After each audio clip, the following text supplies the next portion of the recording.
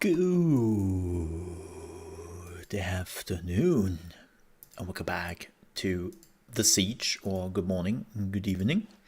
And if you're like, hey, you're not doing your fun announcement today, no, I'm not, because I feel kind of sick. I'm not good. Yeah. So here I am. If it is a bit rusty. Sorry for that. This is the reason why we have only Mole in the morning today. Then we are watching the Nintendo Direct, and then I'm off. And then I will go back into my bed and I will just sleep. Maybe it's the winter sleep. And good afternoon, Dragadai. Good afternoon, Henrik. Welcome in, and everyone else looking in the shadows. Welcome back. You should totally be sleeping. Yeah, but there's so much going on right now. I can't. Today is one of those days where I can kind of cope with how I feel, but there's too much going on. Like, it's not just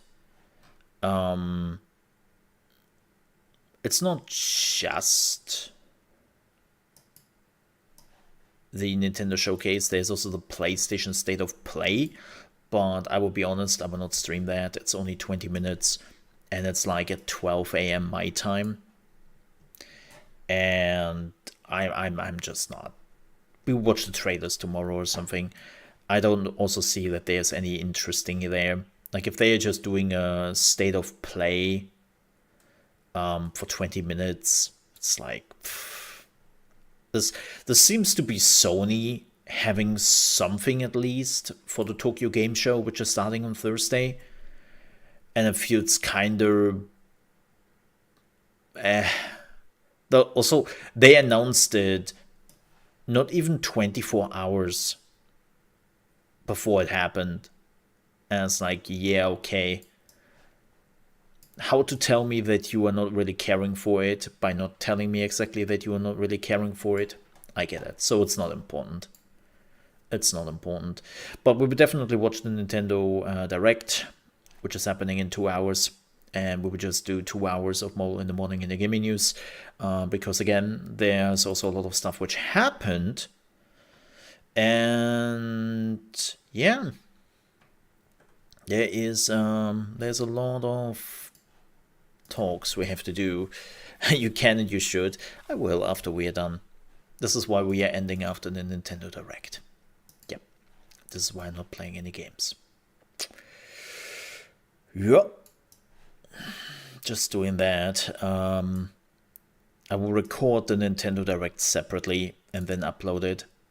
I know it's like, Mo, do you not want to do like the new Diablo episode? Yeah, I know. I have to do that as well. Sorry, the last few days I didn't really do much. It's all coming. Like, again, it's kind of weird, but I'm still in this.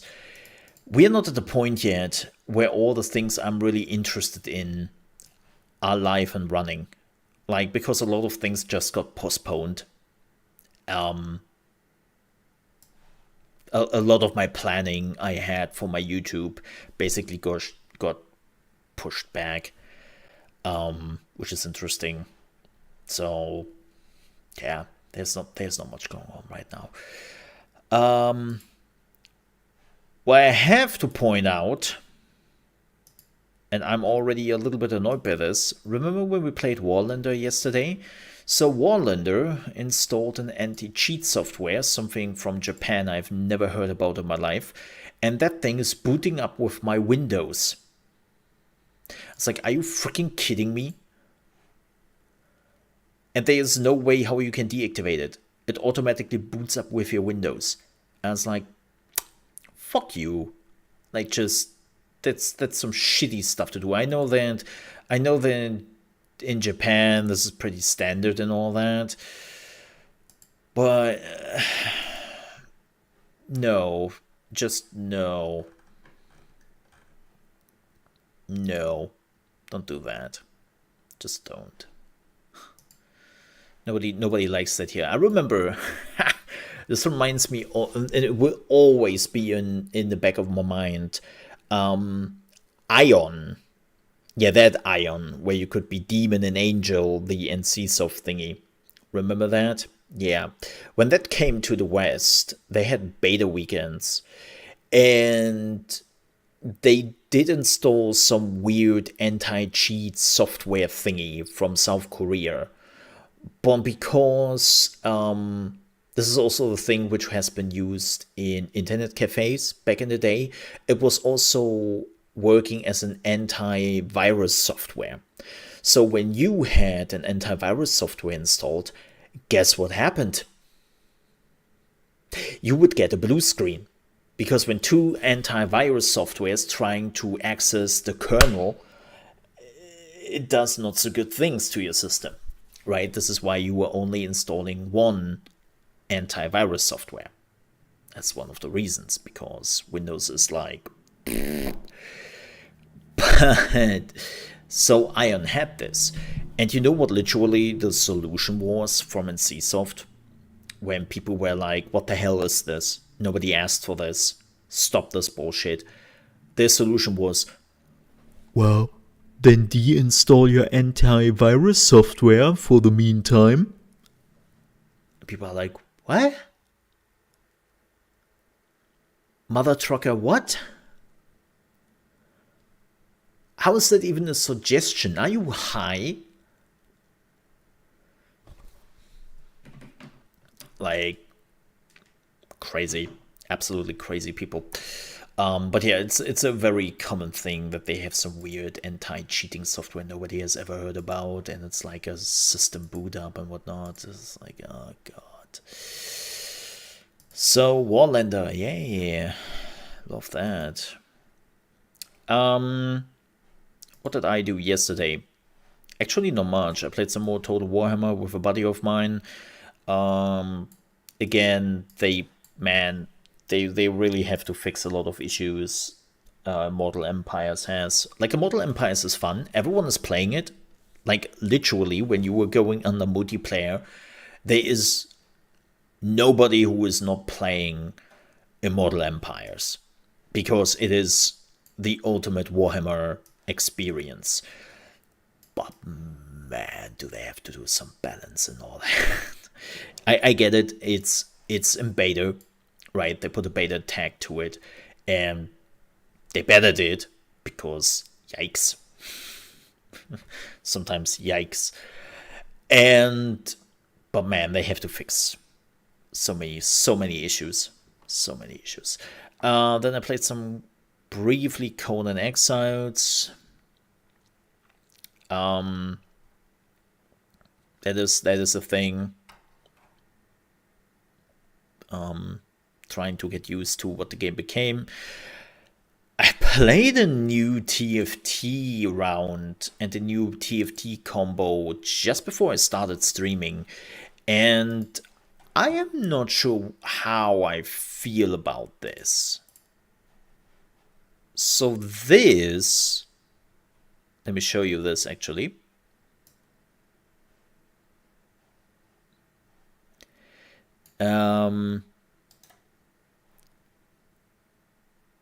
Let me see. Stop.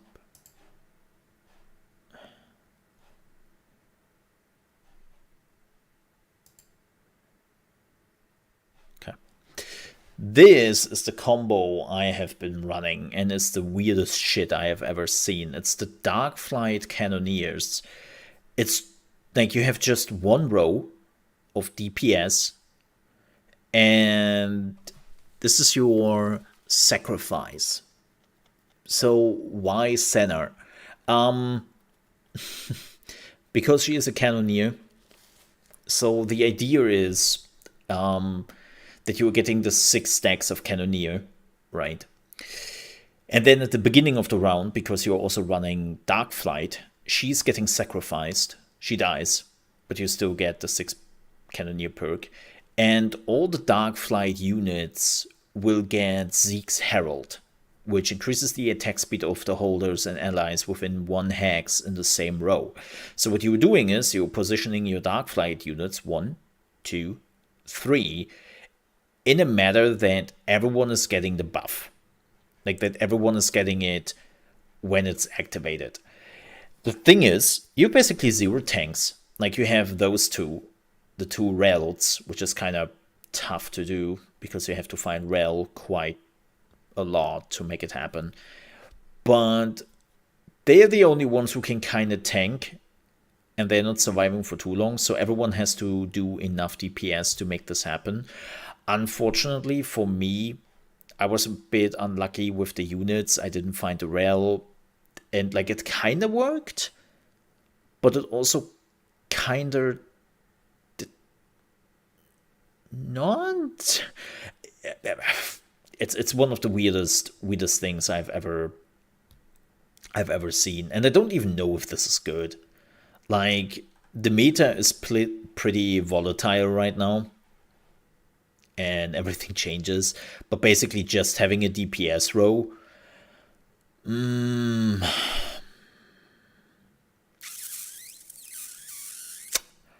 I don't know about that. I have some serious issues with this. I'm just trying it out. But as you can see, we have a pretty good S meta right now. We have multiple choices. I know this seems to be like a gimmicky one, and this one seems to be like not feasible, the monolith dragons, because you need what? Some super rare dragons to make this happen. It's super weird. But they are still like a good mix of what is possible right now. Interestingly enough, the one thing I haven't seen yet is Whispers. I've seen Tempest Dragonmancer quite a bit. I haven't seen this one a lot. I have seen the Assassins, Ragewing Guild, I have definitely seen. And Mirage Cavalier is apparently like the one everyone is using right now, so it's interesting. Yeah. Hey, good morning, Sakura. So that's the S rank. Then we have the A ranks, of course, which works. It's just fascinating. Yeah. So the meta is still very volatile. I still don't know how I feel about this one, but I just wanted to show you that. This is such a fascinating comp.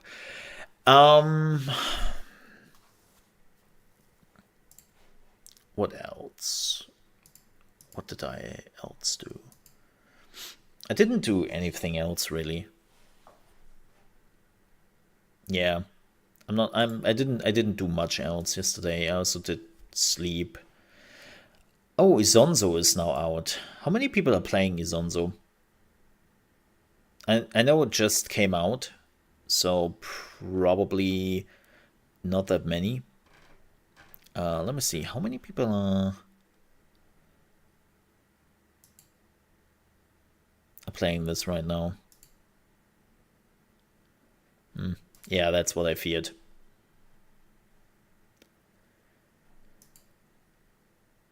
That's what I feared. 1,000 people. Something about what Warlander has right now. You cannot play games like that. Like, now I know this is a bit of a paradox to basically say I'm not joining this game as long as not more players are playing it. And then if there are a lot of people who are also thinking the same way, it's this self-fulfilling prophecy. People are not jumping on the game because they want other people to jump first on the game, and then you would join it, right? I get the paradox behind this. I totally do. But I think it's also like a little bit of a PR pull, right? Like, how do you draw people into this? And yeah, I'm just, I don't know. Let me see. Is somebody streaming it on the purpose side of things? Hey, Chaotic, how are you doing, man? Probably not.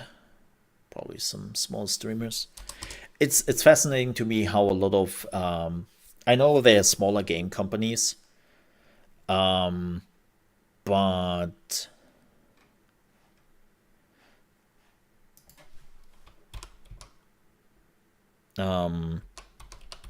some people really like some companies really underestimate the pulling power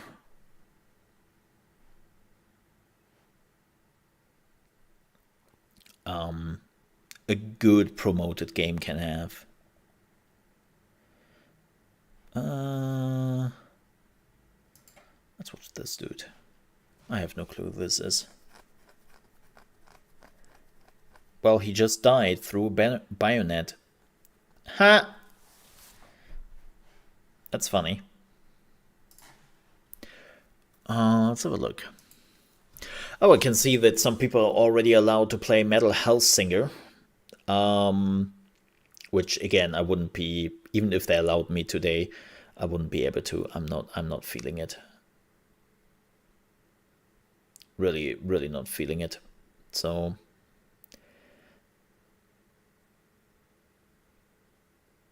yeah.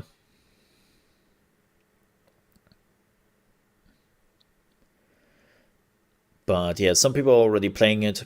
I hope that we can jump into the game tomorrow. Huh? What did he got killed for? How did he got what? I don't even know what killed him. Was it a grenade? I think that was the grenade launcher who got him. Well, that is a bit irritating and a bit unfortunate.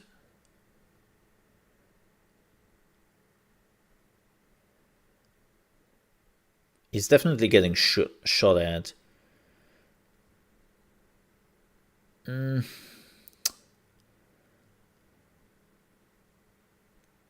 Wow, that screen shake, man.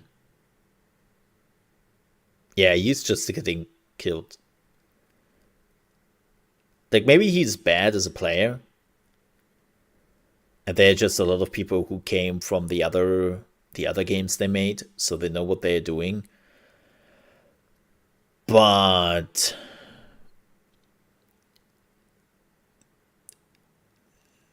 let's give it another 2 or 3 minutes here. Dysentery. But I will be honest.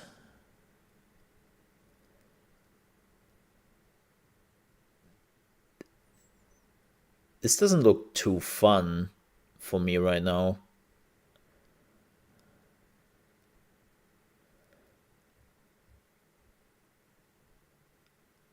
Like, what are you trying to do, buddy? Let's raise a wire. Okay, drinking something. Cool. That doesn't help you with razor wire.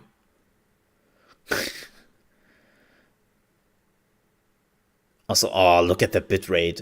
Can you see the bitrate? Beautiful 6000 bitrate in action on Twitch. Beautiful.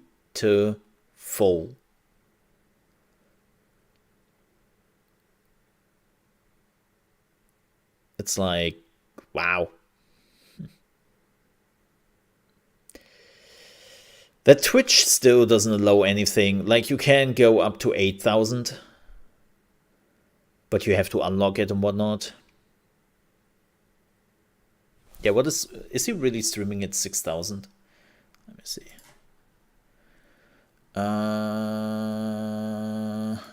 Advanced video stats. What is that display resolution also he is running at? Freaking A, man. Oh no, he's running at 8000 bitrate. He's running at 8000. That's 8000 bitrate? Man, that encoder on Twitch. It's kind of crazy. Also,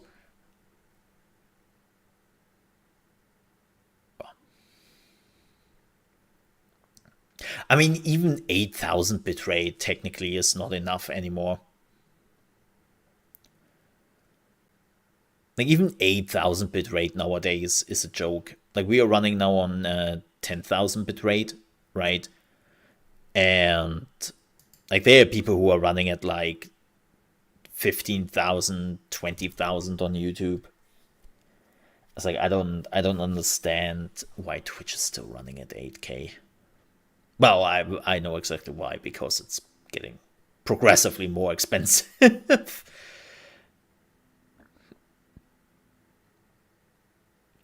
That's what's going on. But it still doesn't look good.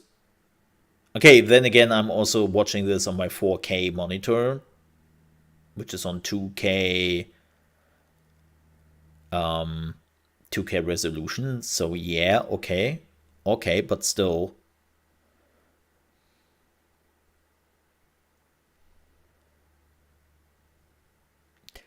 yeah, I don't know what to think about this game. It's kind of surprising to me. What? Why did he do that? That was weird. It's kind of surprising to me that Battlefield 1 was so successful and nobody tries to like bring out Battlefield 1 but not under the Battlefield 1 name. So fascinating. And this game is not it. This game is about infantry and very slow and methodic. But I would be honest, this is not captivating me. Like, I'm watching this and the only feeling I'm getting is, damn, I have to play some Battlefield 1 again. I have to play Battlefield 1 again. Yeah.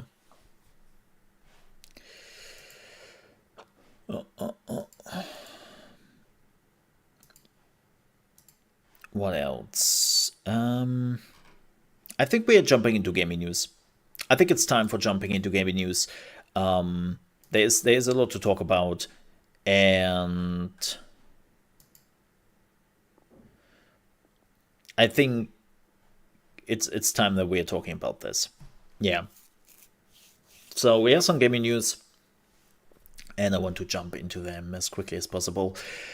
Let's start off with some smaller ones. The first one, amazing. Babylon's Fall has now announced that they're shutting down the servers on February 27th in 2023. And that means that is the only time you will be able to play this game. Yep.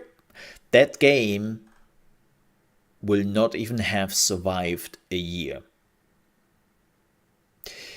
And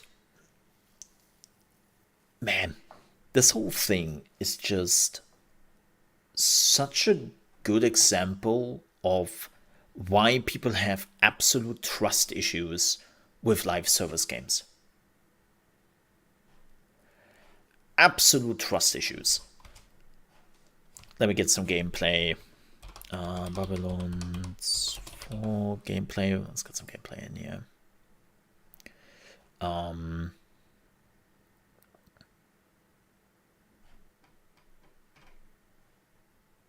Yeah, there we go. Let's get some on this exquisite gameplay. So, this game was announced as a platinum game, which was more like a single player game, which looked and sounded really interesting.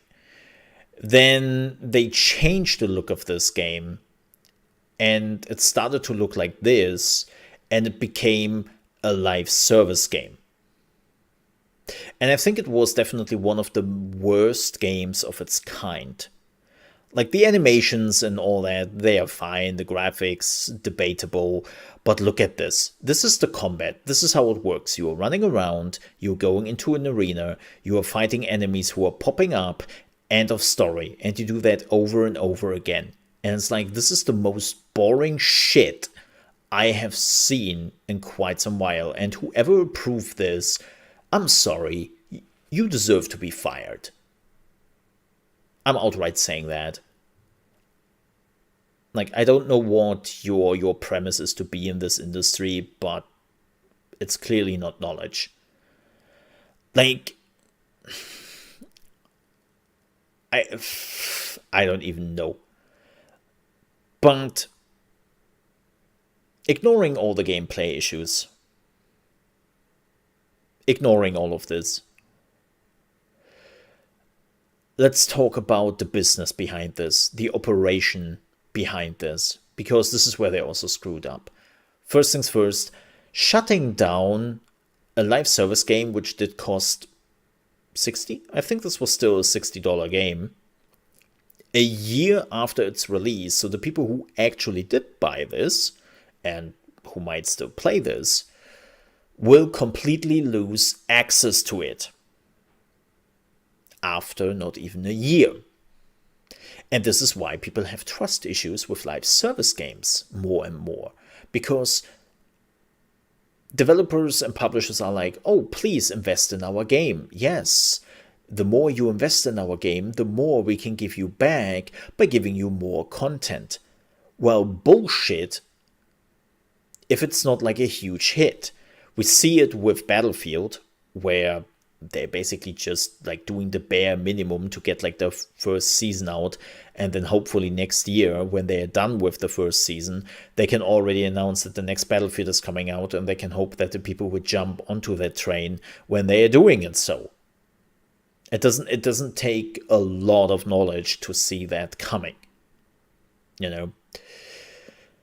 And again, why would I still invest into live service games when that game gets forsaken or even shut down in less than a year? And Babylon's Fall is a wonderful example of that. The next thing is the release date. This game was clearly released when it shouldn't have. It shouldn't have been released when it was released. When was that, Mo? Well, because nobody remembers, because it came out a few days, I think 2 days actually, after Elden Ring. I'm sorry. This game wouldn't even had a chance to survive if Elden Ring wasn't there. But going 2 days after one of the biggest releases in this year alone, again, like, publishers finally have to realize that that is one of the dumbest things they can do. Like, you are not living in a vacuum. Your game is not existing in a vacuum. I know everyone believes that they have the next, I don't know, Elden Ring. No, but the next, like, Magnus Opus at the hand. I get it. You need that confidence as a publisher and developer. Sure, right? Because hype builds up. But in the end, again, going 2 days after Elden Ring, you need a game so exceptional to even make a dent that I have hard issues to believe that exists. Mo, wait, well, you say that now because, well, Elden Ring is now out and it became super successful. Nobody could have known how successful it would become. Are you kidding me? What? Even if Elden Ring would have been a shit game, it was one of the most hyped shits I have ever seen in my life. Like, you just could have, like, I have 5 seconds of Elden Ring gameplay, and you would have millions of views on it. That game was hyped. Absolutely hyped. And that it could live up to that hype is impressive. Let me give you another example of nobody could have known, but you could. Cyberpunk. Yeah, Cyberpunk disappeared relatively quickly, right? The hype died down relatively quickly. But the hype which led up to the release of Cyberpunk was absolute real, and everything which could have released close to that game would have been ignored. Because the hype is real. And even though they say don't believe in the hype, a lot of people do. And you have to account for that. And Square Enix definitely didn't with this game. This game right here, this would have been a summer release. This game could have been released in July or at the beginning of August, and it might have gotten a bit of attention. Not a lot, not for long. It probably wouldn't have stopped the demise at this point, but it might would have given Square Enix a little bit of confidence. But they did not. They did not. So that this game is now shutting down and nobody will remember it, I don't really care. Like, but again, this makes it really hard for me in the future to believe in Square Enix live service games or on live service games as well, like in general. So stop doing that. Will I stream the Sony State of Play? No, I will not. It's A, super late, and B, it's only 20 minutes. I don't think that Sony will have anything big. It's just like they announced the State of Play not even 24 hours before it happened, and it's just a normal State of Play. There's nothing crazy happening at that point. Nothing will be of interest will be shown. They will probably show some like games they have already announced before. Maybe some third-party stuff. They will have one or two announcements, but those are all things I can just watch next day. So we'll watch the trailer for State of Play tomorrow in Mole in the morning. But we do watch the Nintendo Direct in about an hour. Yeah. But again, I don't see anything big coming up today on the State of Play. Let's say I would be surprised.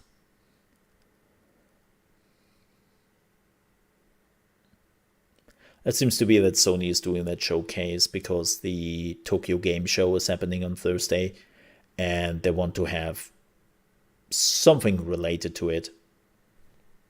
But yeah. Don't think it will be a big deal.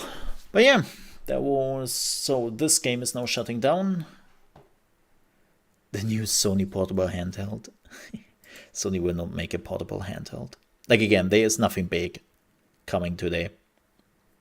I don't see the reason for it.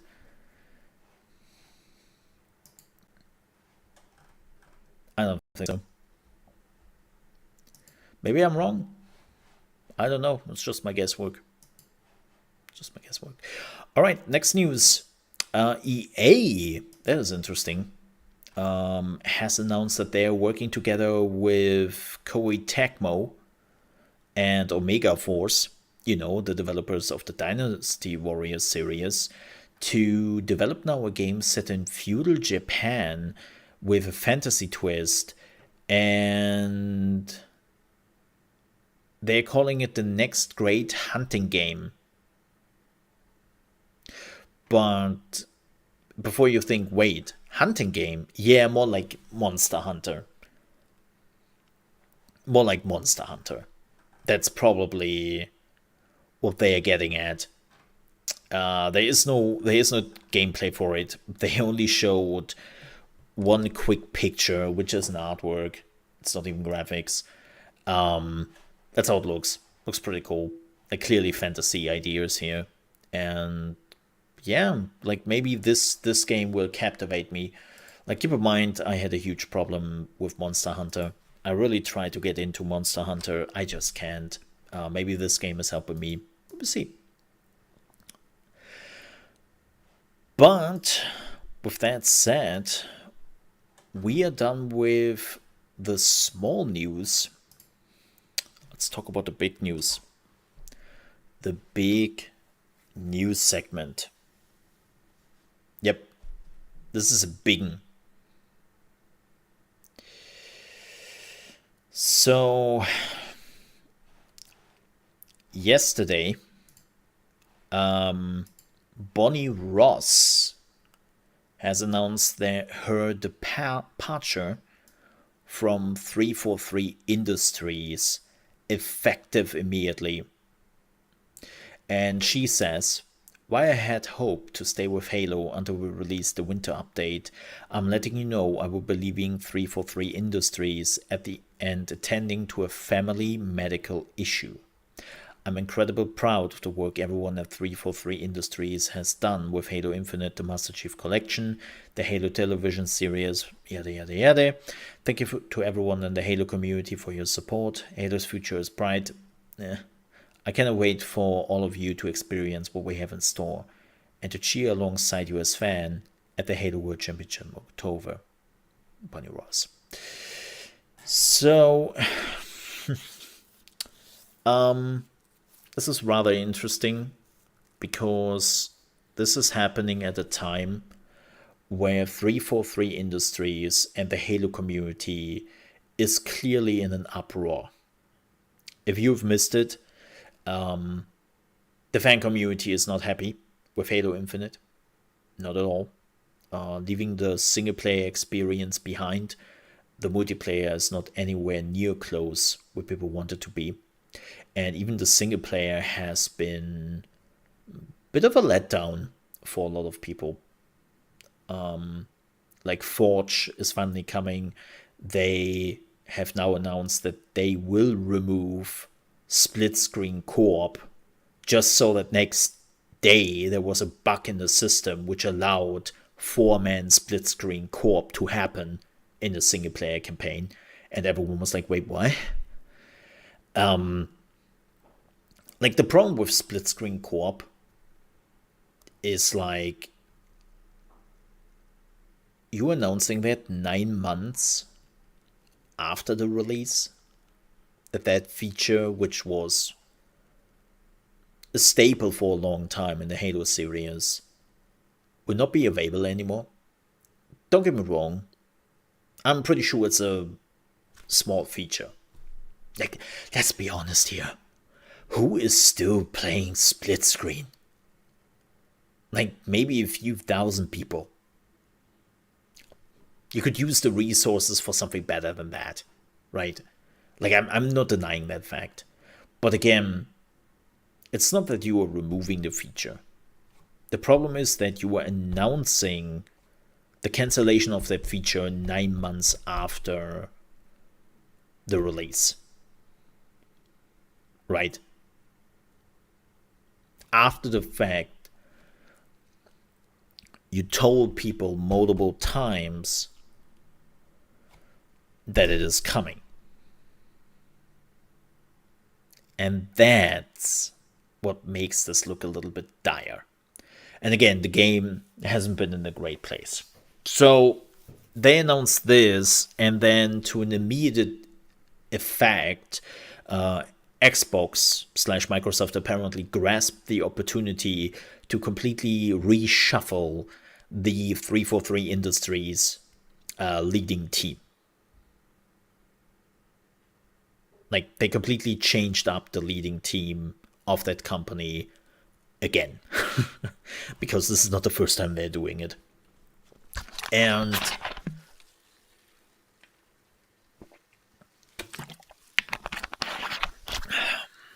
I don't know what went wrong with Halo Infinite at some point. A lot of people suggesting that main development phase of Halo Infinite was during COVID, right?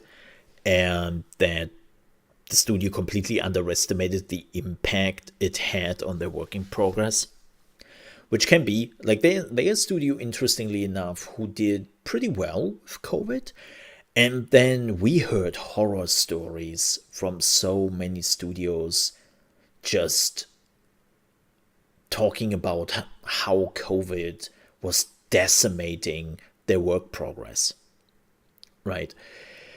And so I assume that 343 was one of those studios who got really affected by this, which is understandably, like, they had to create their own new engine, which was the Slipstream engine, which is also fascinating to me. So they developed a new engine for Halo Infinite. And I first thought, okay, this will become like the stable engine for Microsoft going forward with their games. And then we are finding basically out that every game is using Unreal Engine. Like Halo is the only game who's using this engine, and everyone else is just using Unreal. And it's like, why did you develop your own engine? Why at this point? Like, the problem with that is you are also cutting off your studio from utilizing the knowledge of all the other studios they have bought over the years. Because if something is going wrong with the engine, if some quirks are happening, you cannot just might ask Rare or Bethesda or somebody for help and go like, hey, we have this issue here with the physics, or this is not really working as we intended to. How did you solve this? As somebody who was also using the Unreal Engine in all their games. They cannot do that because proprietary engine. Completely different field. I mean, this is one of the reasons. Funny that I'm bringing that example up again, because we will talk about that game in its own news in just a few. Cyberpunk. This is the reason why CD Projekt Red has now announced that The Witcher will be developed in the Unreal Engine 5. Right? Like, CDPR is giving up on the Red Engine after over a decade.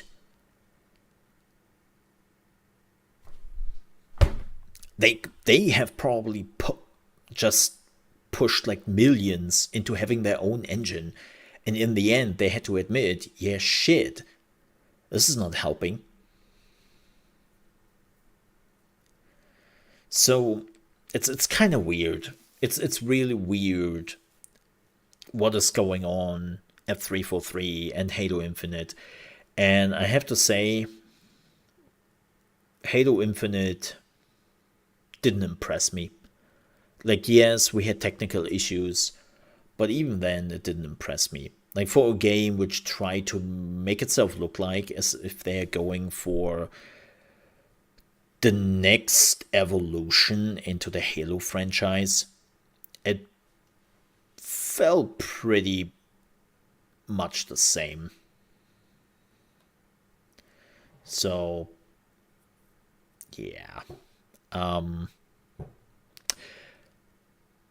I don't think that Halo Infinite can be saved at this point. But what I do hope is that they are taking a lot of ideas from all of this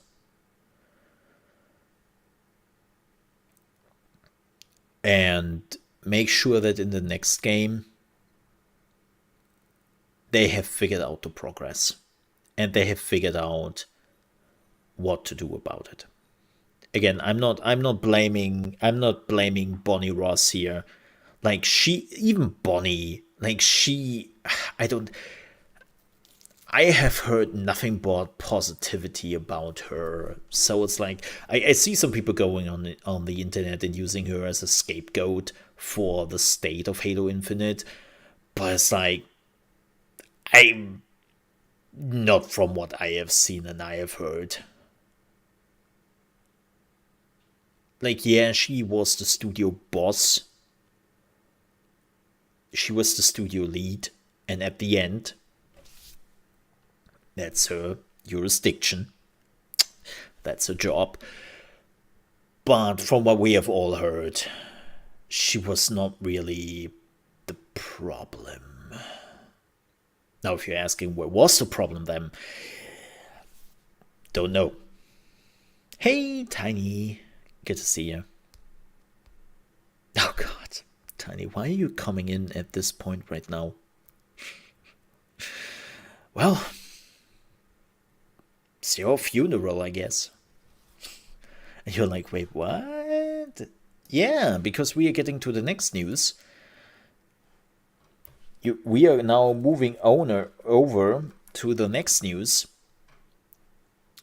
Because let's talk about Cyberpunk 2077.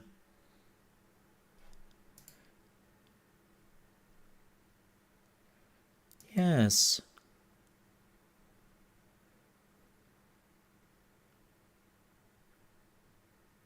Yes. Yes. Let's talk about that. Danny is like, let's sigh. Told you. You came into a very interesting topic change. So, as you know, the Cyberpunk anime is out, and it's really good. Like, seriously, it's really good. But then again, it's made by Studio Trigger, who I don't think ever had a bad anime.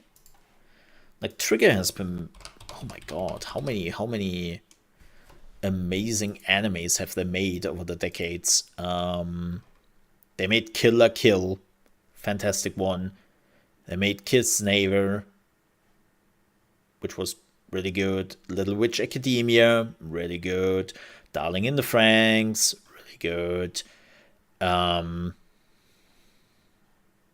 Like, they, yeah. I don't even know, like, if they ever had a bad anime. Yeah.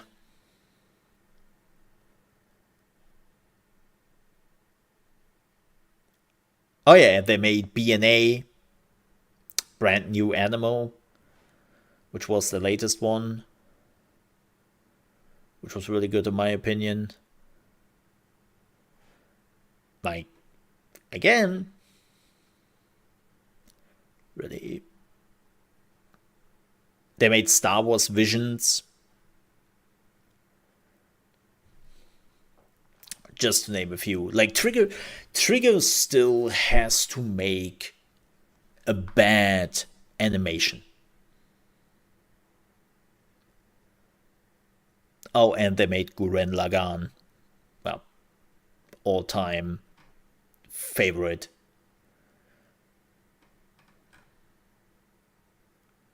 Yeah. It's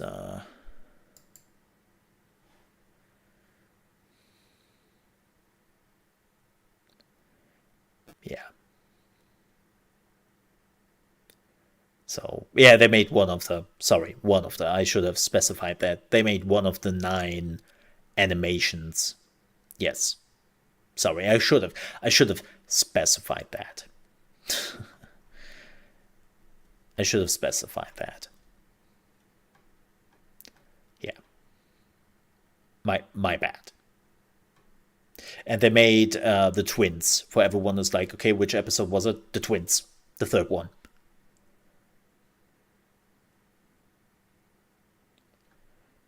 They made the twins.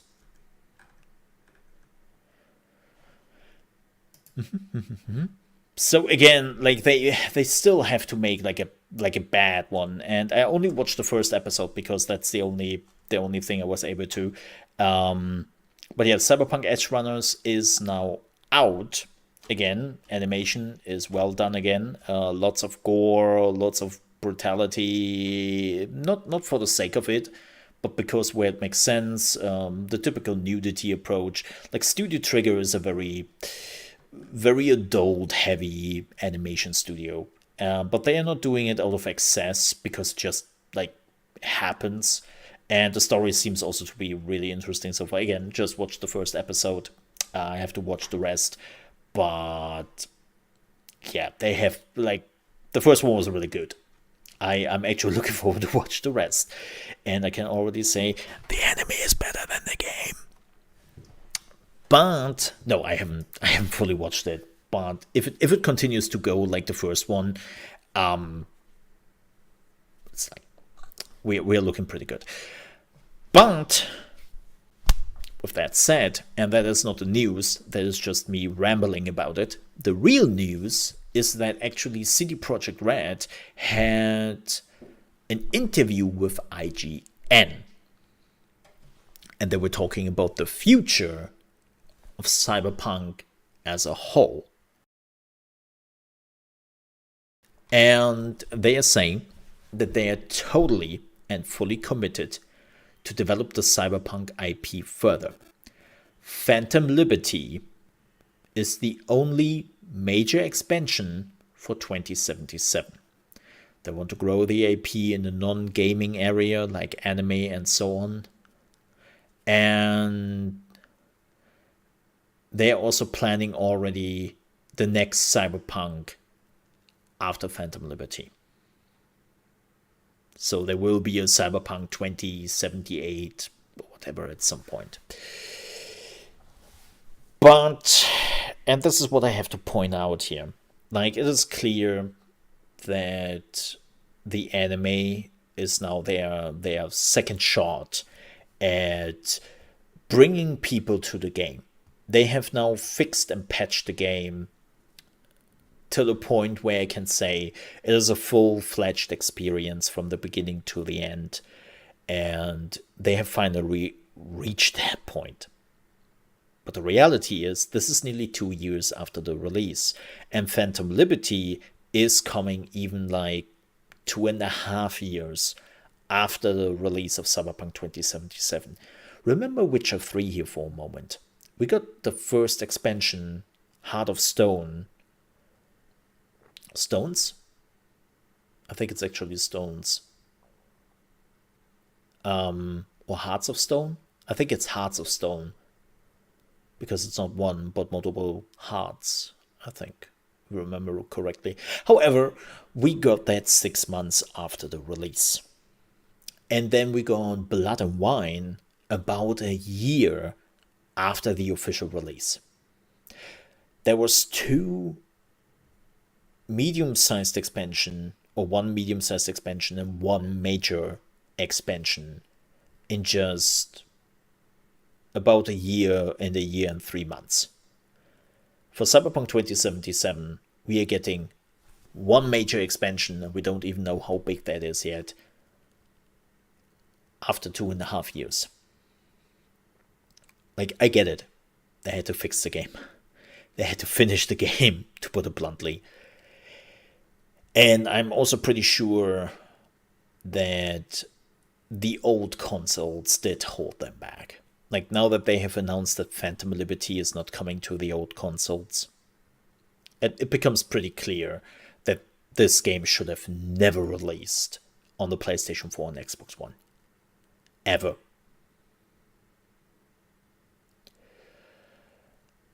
But they did. And so, yeah. But I want to talk about Cyberpunk 2077 here a little bit. Because I have been playing the game for now a few weeks. And I have been also like playing the patch 1.6. Right? I've been doing this. And the first thing I can say is, yes, it finally runs well. It finally runs well. Right? I can play it without any issues. I can play it at 60 FPS. Like ultra settings. and whatnot. Like it's doing really well, right? It's doing really well now, and we have now finally reached the point where, on a technical aspect, the game is completely playable. Now, ray tracing, on the other hand, that's still very demanding, and at least on my PC, it will lower things to 30 FPS. This is a 1-year-old playthrough you were seeing here, by the way, in the background, for everyone who was wondering. So if it looks like sketchy and all that, it's like, yeah, this is 1.3, I think. That's the fastest I had at hand. So just something for the background. But I have to say, now that I've been playing this game more and more, I truly believe that this game will never live up to what it could have been, because it has so many issues. The first issue is this game is trying to recreate a city feeling, right? Like it tries to recreate a bit of a GTA feeling with its city, but at every possible opportunity, this game is shutting you out from the city life. And it is freaking annoying. Like, one of the things I really realized right at the beginning is when you are meeting Jackie, right? And he is sitting eating some rice, fried eggs thingy. And you are like, hell yeah. I will sit down here, I will eat something myself, and I can just eat and visit those shops whenever I so desire. Till you realize, no, you can't. The game is not allowing you to do so. The only shops you can visit at that point is the Ripper Dog and some of the weapon shops. But that's it. Like, the game is throwing all those buildings and all those things at you, and you are like, oh my god, I can finally interact with the game. Yes! I am so ready to take a deep plunge into the city. And the game is immediately very clear that it is a watch, don't touch game. No, they do not float. The chopsticks do not float anymore.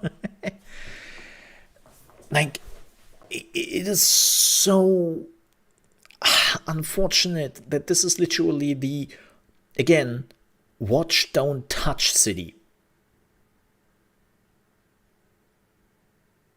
That's what Night City is. The same thing, I remember when they distinctively said, hey, Cyberpunk will be smaller in scale, right? On a flat scale. But because we are going vertically, everything is 3 times bigger than The Witcher. No, it's freaking not. You liars. Verticality doesn't mean shit in this game. Because 90% of its verticality is not even explorable. You cannot go there. You see a skyscraper in the distance, and you're like, I wonder what's there. Doesn't matter, there's nothing. There's nothing. You cannot go there. And it is very unfortunate that we are having that. Like, I have a hair in my mouth. Bah. Like, you have this city which feels so alive, but the moment you are trying to remotely interact with the city, the game is folding. And it makes clear that you are not allowed to interact with it. And it really takes away of the feeling. The same goes, this game, what's crazy to me, is this game is having a lot of game features which did go in the right direction, And then halfway through, they were like, you know, like, let's just not. Let's jump a little bit here. There we go. Like, let's just not. And it sucks. Like, let me explain what I mean. So they finally added the wardrobe in 1.6. So you finally don't have to look like a clown anymore when you were wearing like the best equipment, because that's what you were just looking like. It was horrible, right? And it's one of those features where you're just asking yourself, nearly 2 years after the release, where has that been? Why wasn't this considered right from the beginning? I don't understand.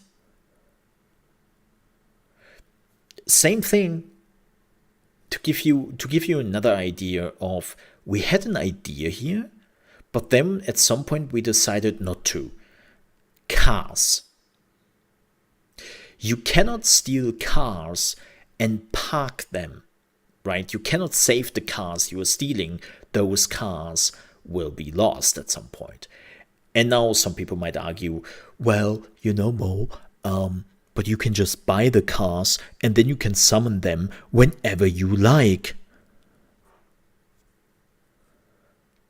I was like, no, that's not true. That is exactly the issue. If that would be the case, stealing a car and parking it would not be necessary. But here's the thing. You cannot buy all the cars in the game. There is a significant chunk of cars you are not able to buy. And then there are also variants. Like, a buddy of mine had a car, he bought it, but he likes there is like a variant without roof and something like that. Like there was another variant out there. You couldn't acquire it. Like, okay, so you decided that you're offering some of the cars to buy, but not all of them, but you cannot also save cars you were finding in the wild? Like, why didn't you follow just one of the steps? You can save the cars, or you can literally buy all the cars. Like, I don't get this. Like, why wasn't this followed through? In any shape or form, right? Like, there's also no social activities you can do. Like, they really thought about making this a GTA, but then halfway through, they were like, whoa, what are we doing here? Are we trying to recreate GTA, or are we trying to make an RPG? Let's make it RPG instead. And it's really unfortunate. Like, of course, there's also no car customization. One of the features, like, again, speaking about not thinking this through. So one of the main features in patch 1.5, which they added, was the ability to buy extra apartments, right? I actually just bought an apartment. Let me actually show you this. You know what? Let me show you this. The good thing is the game is starting really quick. One of the crazy things about Cyberpunk is how quickly you are getting into the game. I can show you this in just 1 minute, so that you are getting an idea. Well, thanks, Cyberpunk. Like, that is the one positive I have about Cyberpunk. It's like, if the intros wouldn't be here, which I cannot skip, I would be in the game in like 20 seconds. Which again is unfortunate. But yeah, let me show you the apartments. And let me show you why it's a great idea, which wasn't thought through. So let me see. Can I? Is there a fast travel point nearby? Yes, there is. And then we are teleporting to my apartment super quickly. And don't ask why I'm driving in a police car. Just let it happen.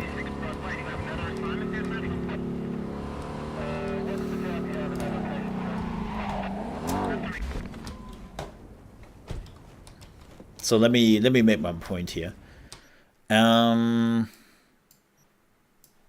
god. There. Boop. I got to Corpo Plaza. Oh yeah, you can skip it through mods or something. It's just like, why can you not skip it automatically? Why do I have to do something manually for it? I don't get it. So, this is one of the this is one of the apartments I bought. This is the Corpo Plaza because I'm a corpo and just fits. Super expensive.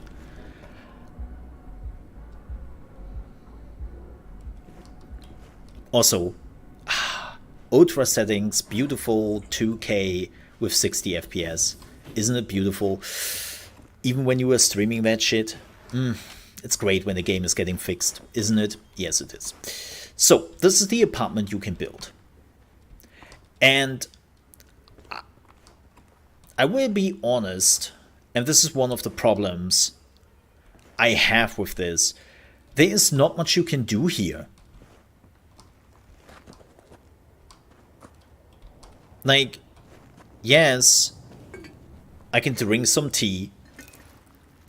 Nice little touch. Also, I'm pretty sure that's cold at this point. But you can buy those apartments, and you're asking yourself, why though? Now, with 1.6, thankfully, like, you can do a little bit more, right? Like, you can go here, and this is where you can open your wardrobe, and you can finally set up your wardrobe, right? Like, this is not what you can finally do. So you don't have to look like an idiot anymore, and you go back to your apartment to actually set those wardrobes up. So you can finally do something here, right? You have a reason to go back to your apartment. And I think it would have been even better if they would have had like cars and whatnot. Like, the same goes with this weapon area. Like, it's clear that they wanted to put like weapons on display, but you kind of like can't. It's like there's so much wasted potential here, which is clear that there was something more, and they didn't follow it through, right? And this is the problem this whole game has. You have those ideas of like a feature they implemented into the game, and then halfway through they gave up on it. It's the same with the factions, right? They're introducing all those factions to you. Like, here are the corpos, here are the voodoo boys, here is this and this character, right? Like, they have so many factions in this game, but they are not really factions. They are literally just enemy types? And even that stretches it pretty far. It's like, why did you not really have like a faction feeling to it? Like, again, so many, like literally everything in this game has that problem. And it's not just they did run out of time thing. I disagree with that.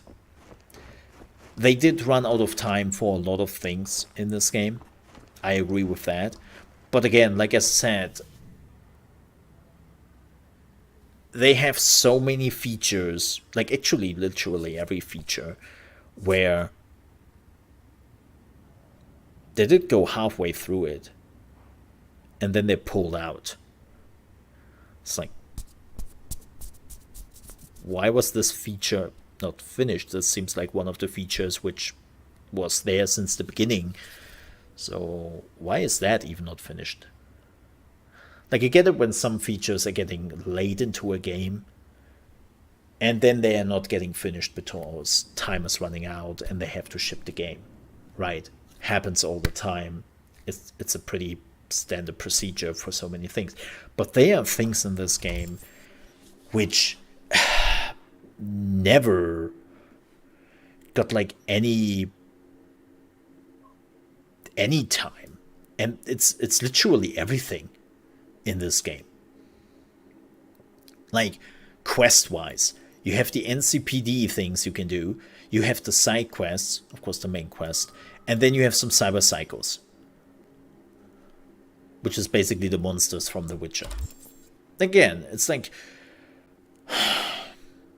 and we could talk about balance, we could talk about like light machine gun, right? There's a whole build about the light machine gun. And there's basically only one or a maximum of two light machine guns in the game. Shotguns, we have 3 different ones. We have 20 different pistols, though. It's like, how did that happen? Right? Like, I think I have never seen a video game in my life where I saw that many pistols. Like, look at this. If you're just looking at the pistols I have in my inventory right now, like, this is a different one. This is a different one. This is a different one. This is a different one. This is a different one. This is a different one. I have seen never that many different pistols. It's like absolute crazy. And when you are like, okay, how many different shotguns I have? Well, we have the double barrel shotgun. We have the auto shotgun. Then we have the Carnage. And that was it. You have 3 different shotgun types. You have 1 light machine gun. I think there are 2 though. You have, I think, 3 different assault rifles. Like, it's kind of weird. Like, there's so much weird things in there. Now we have axes, machetes. They swapped this up a bit. But yeah, it's like so many moments in this game. So many moments. And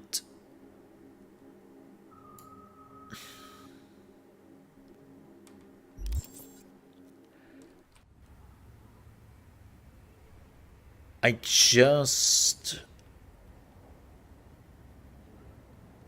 don't know. Like, I don't think that this game, like, my point in all of this, what I've been talking about for the last 20 minutes, is this game will never be good. It will be decent. It is decent. Like, as I said, it's now playable from the beginning to the end. It's bug-free at this point. It runs well. Like, it is finally a cohesive, decent game. But it's nothing what was promised to us. And I'm not even talking about what developers like to do. This, we show something, we're not talking about it. You assume something. Well, that's totally not what it was. That's not our problem, because you assume things instead of waiting for confirmation, right? That trick, what a lot of publishers and developers sleazily pull on people. I don't mean that. I literally mean things they talked about. And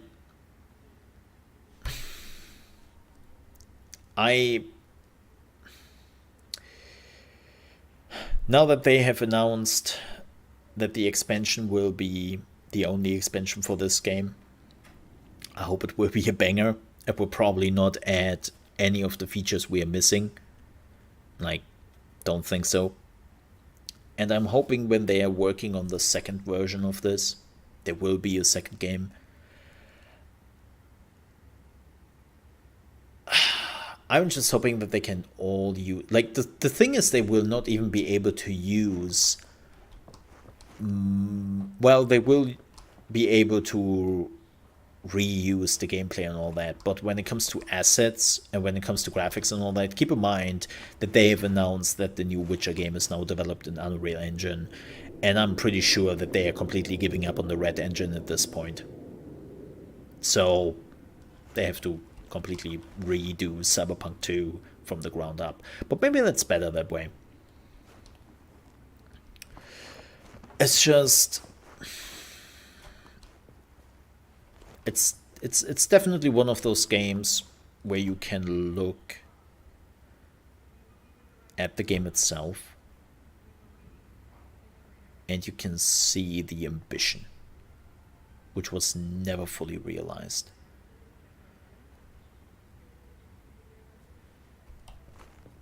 And that's unfortunate. Like, it, I can definitely say this game was a victim of its own ambitions, which, like, I have finally reached a point, thankfully. I'm just seeing this as Witcher 3 Sci-Fi Edition. I'm just doing that. I see it as The Witcher 3 as a Sci-Fi Edition, not its own game. Which again, it's not what it should have been, and what was promised. But that's how I see it now, and yeah, I can kind of live with it. They also announced that they have given like full-on mod tools to people out there. So the official mod tools are out there, which, from what I have reading in the mod community, is pretty extensive.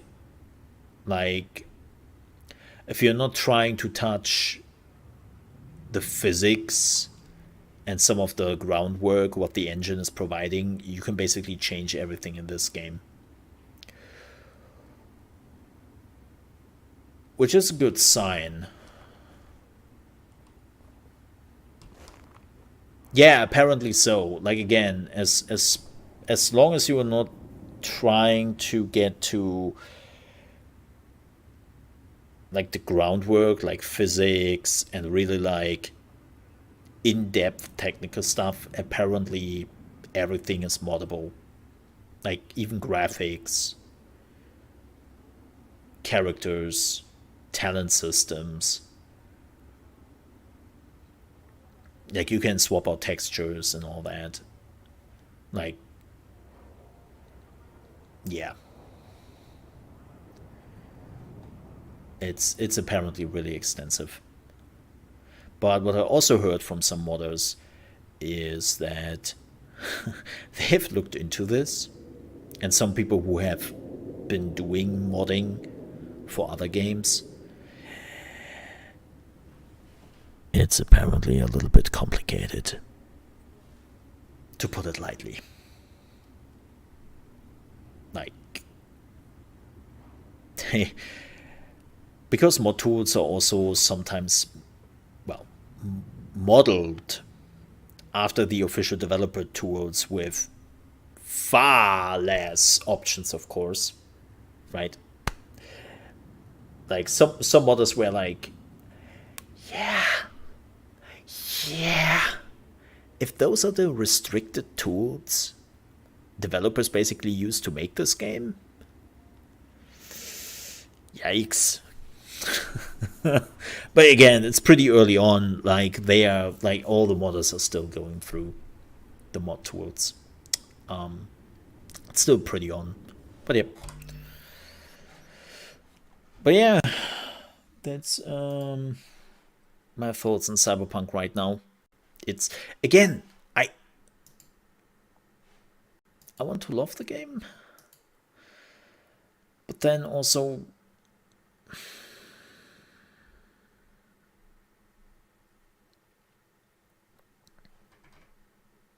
you can't.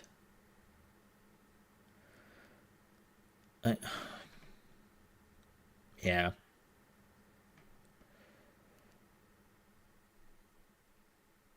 it's a bit unfortunate.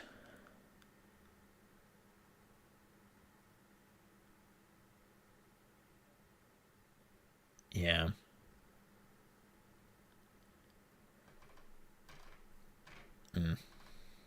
It's, I'm just, you know.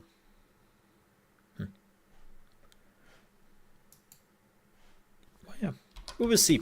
I will definitely keep you posted. What I can definitely tell you is watch the Cyberpunk Netflix anime. It's really good. It's really good. It's actually the things they make good. Like I have only watched the first episode so far, and it's been really, it's really good so far. Yeah.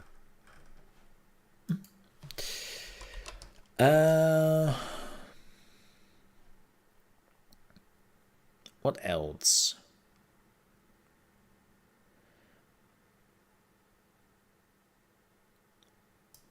Anything else?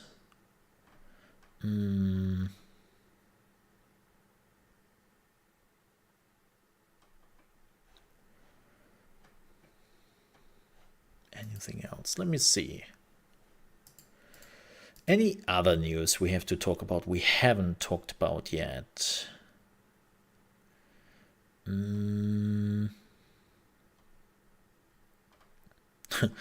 Ow.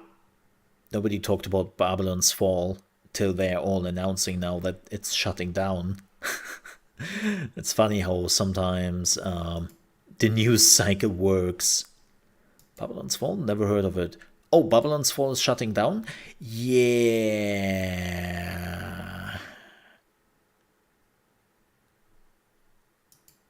Yeah. Oh no. Yeah, we talked about this. If you're interested in my thoughts, you can watch the VOD later on. We have still 30 minutes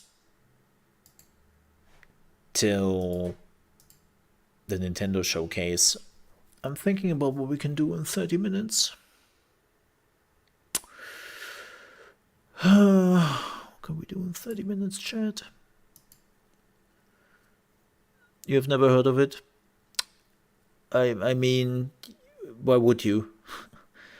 Like, Square Enix tried to make a live service game which looked a bit like Guild Wars graphic-wise, but it was just absolutely boring because you were literally going from arena to fight enemies, then get your loot, and it came out like 2 days after Elden Ring.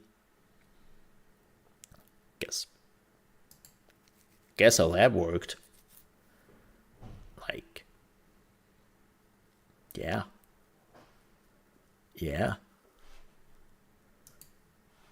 Guess how that worked out. You know what? I haven't played this game in ages. Let's play some Vampire Survivors. Why? Because I can. Because I can. Oh god, I haven't played this in ages. I don't even know what I was doing here. Unlocks. What haven't I unlocked? They have added so much stuff to this game. Hide complete. Oh, a drill. Survive 15 minutes with Pugnala. And buy the glass wizard? Ooh, where do I get that? Nancy Drew games. Nice. Let's play Pugnala. And oh, what is Capella Magna? Moonglow.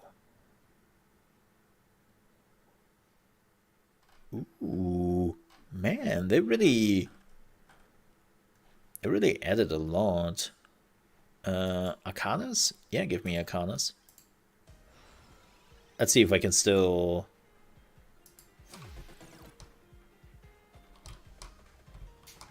What was that?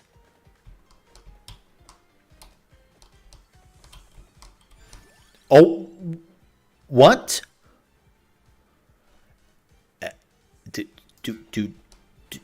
What? What is going on here? What? Oh god, I haven't played this game in ages. What's a bullet hell game?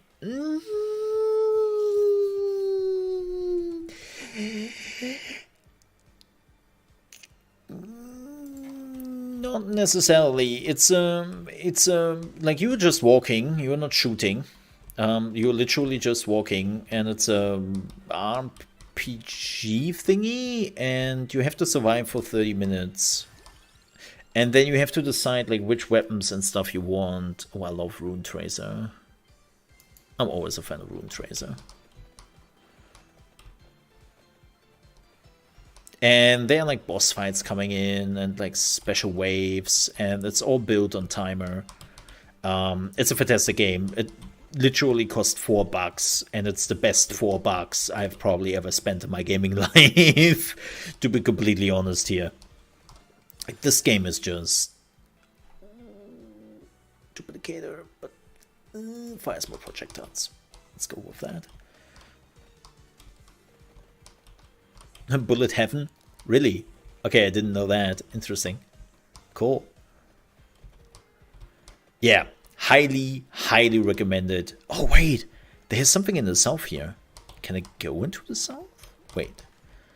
Yeah, again, there are tons of different classes, builds, and it's just an awesome game. How far is that away? Oh, how do you open the map again? I don't even know. Shoot. Yeah, highly recommended. And it was literally just... Oh, the clock lancet. Fires more projectile. It literally came out this year and was... I think it was made by one Italian. And he literally just wanted to play something on its weekends if he was bored. And he was like, you know what? I think it's kind of fun. Let's see if people will enjoy this game. And just release it on Steam, whatever. I think he's now a millionaire. I think he's now a millionaire, if I'm not wrong. Which is it? Yeah, I think he's literally now a millionaire. I think he sold like 1 million copies. Completely unintended. Just, again, he was like, hey, I need a game for the weekend, wanted to try something. Oh, armor. Reduces incoming damage, increase retaliation damage. This is an evil. So this is kind of cool for everyone who hasn't seen this. So you can choose weapons, but you can also choose power-ups. And depending on the power-up and the weapon you have, you can evolutionize them into a super weapon at some point. Not yet. Not yet. But later on, you can basically use those two things and create a super weapon. And you can do this with every weapon in the game. And you can see here that if we would pick armor, my Rune Tracer, which is the stones which are flying around here, they will evolve into something completely new. I think it's called End of the World? Whoa! What? Or something like that? It's kind of... They're really strong, cool. What the hell? What? Whoa, I really have to be careful here. Oh, this is a boss. The eye is a boss. Oh, I like the Song of Mana. I don't have your... Let's do Song of Mana. It's nice when you're moving up and stuff.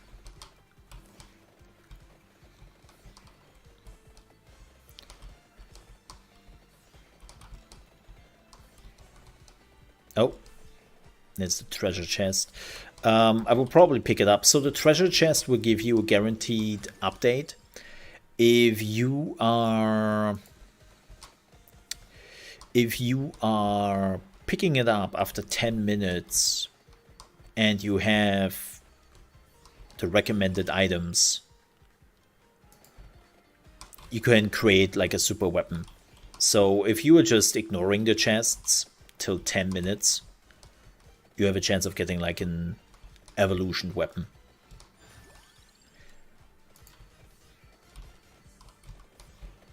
And I might actually go for it. 4 minutes.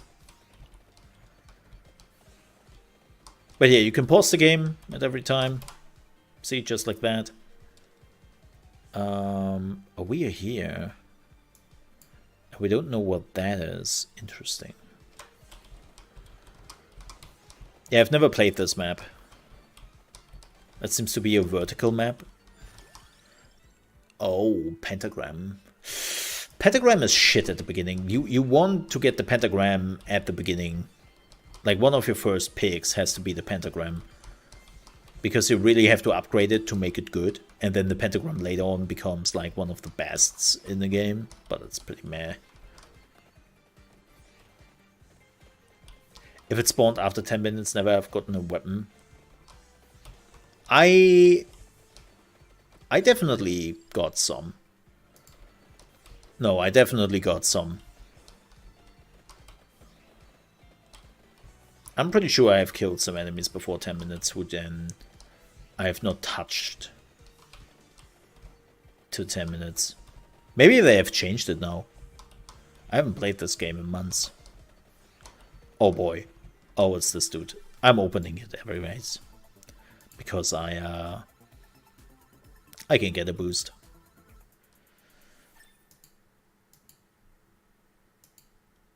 Huh? Magic wand?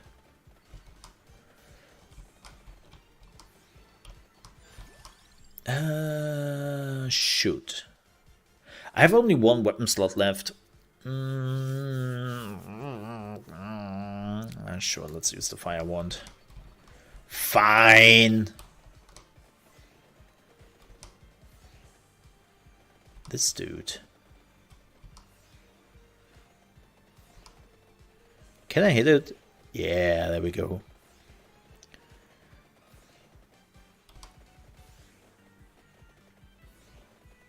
I don't think I hit it. Shoot.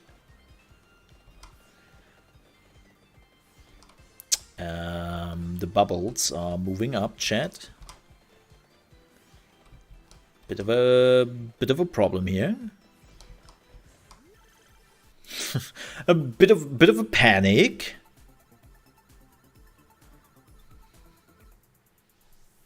Another magic wand. Okay. Can he be hit by his own bubbles? I don't think so. Let's see if we can oh, the spellbinder. I haven't really got any of the updates yet.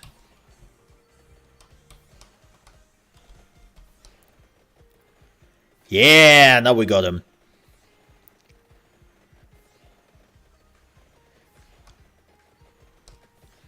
But I don't know if I can stand here. No, I can't. The answer is no, I can't. The answer is no. That's what the answer is.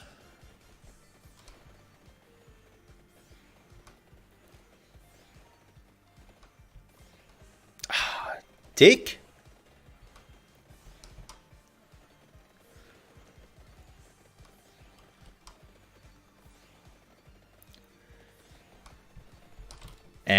I'm wasting too much time on him. Still not what I'm use. Let's get some level ups here.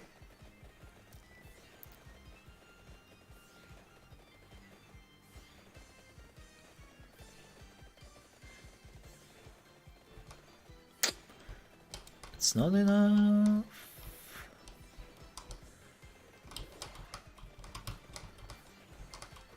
Uh-oh. I might or might have not made a huge mistake here.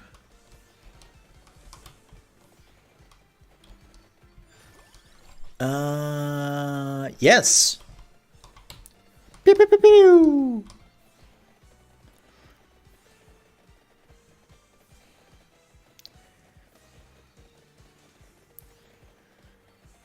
God, how much health does he has? Uh-oh. Let's see what we got here.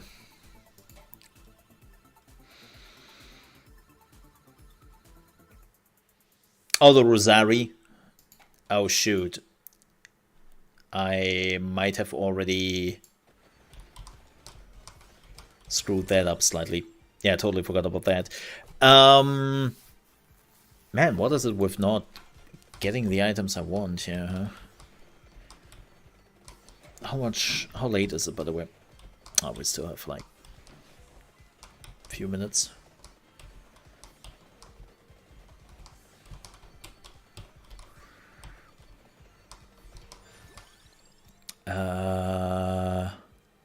Yeah! Now we are cooking.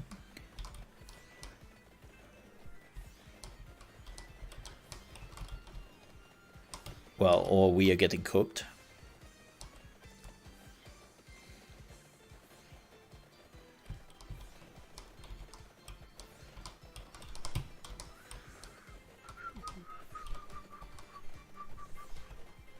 It's all going as planned.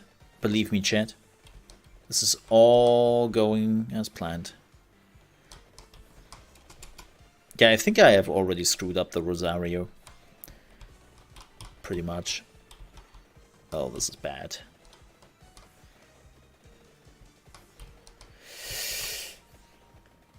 This is kind of bad. Oh yeah, I know. I just have to get lucky.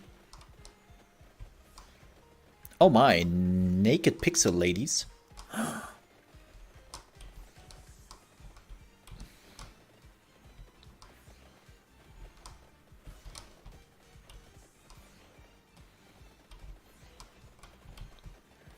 Where is the dude?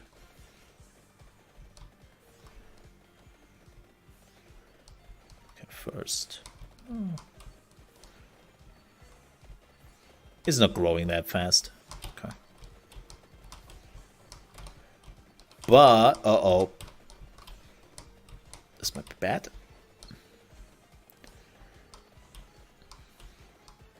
I have a damage issue.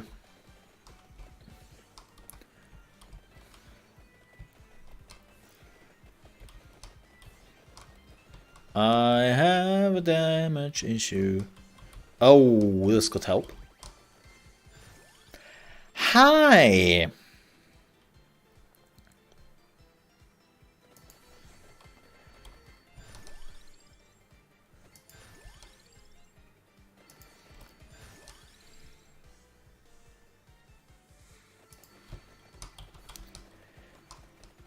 Well, that didn't help.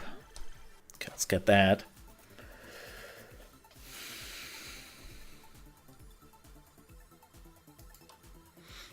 Yeah, triple. Awesome. Pew, pew, pew.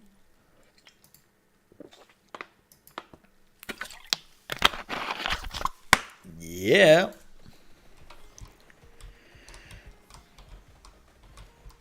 Now we are talking.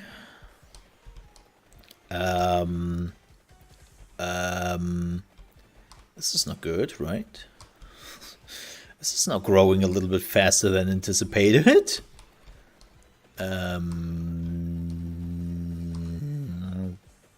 Okay. I didn't know this was coming, so this is on me, by the way. It's the first time playing the map. So, yeah, you know how it is. First time. Nobody's writing home about that one.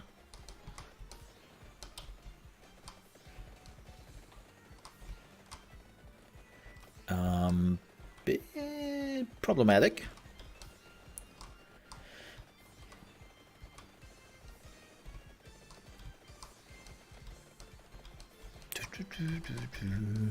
Love the music though. I think it's the hero music. It's not the area music. Out of my way. Out of my way. I will get the chest. Ugh. Magic wand. Boo! Boo the magic wand. I mean, I take it, but still not what I was looking for.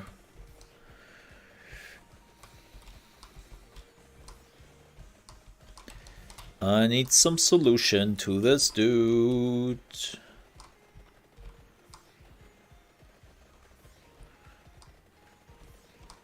God, how much health do you have, dude? I get it. I'm not doing great right now, but this is a bit ridiculous.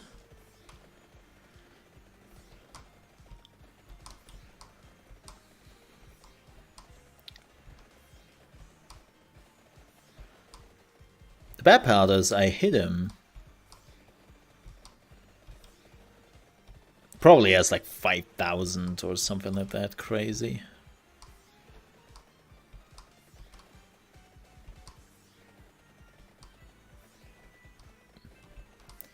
Oh, I see what this is. Interesting. Oh man. You're not getting a Rosario is... I should have positioned myself for this dude showing up.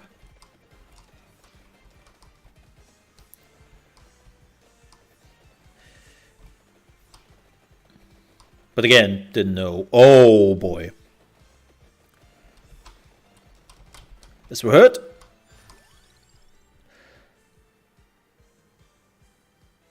Really?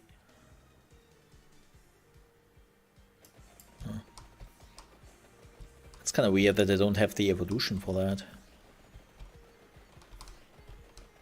Yeah, I will lose this. This is just a slow death at this point, by the way.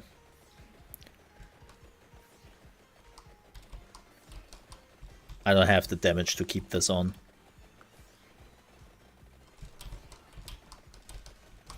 Really don't. This will be the end of me. Okay. Would have been much easier if I would have known what to expect. But, well. No, not taking the crown with me. Oh well.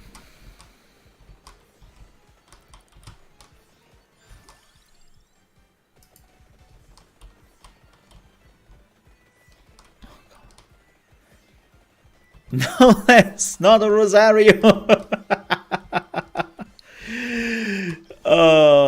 Okay. Well, if I would have known that this dude is showing up at like 5 minutes or so, I would have positioned myself differently. Oh well. That was interesting. That was interesting, but that's fine because in 5 minutes the Nintendo State of Play is happening. Not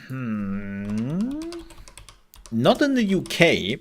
If you are living in the UK, then you're basically effed.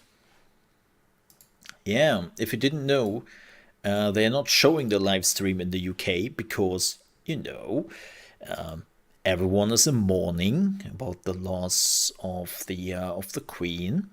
Everyone. And so, because they're all in state of mourning, they will not showcase the whole thing there.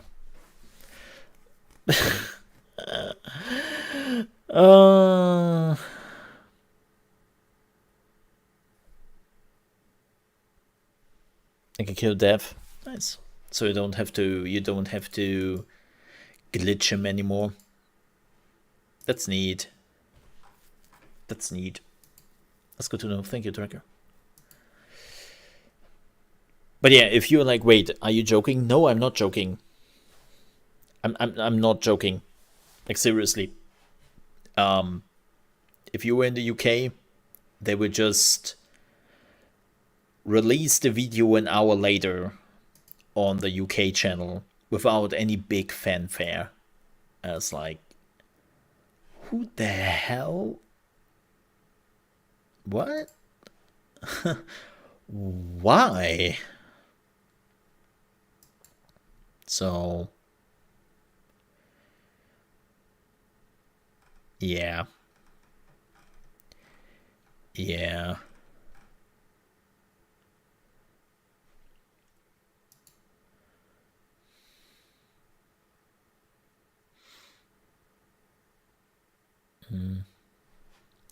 It's unfortunate. And if you were like, well, what do you think they will showcase? I have no clue. Look, when it comes to Nintendo, no, I actually know. There's apparently the rumor that we will get Wind Waker remaster and like another one. There's another Zelda game which is getting remastered. But look, the reality is, I don't care for Zelda. I never had an interest in Zelda. I have tried to play them.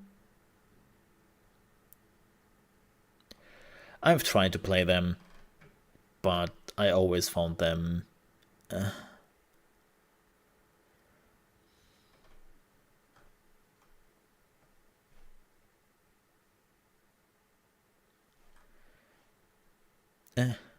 you know,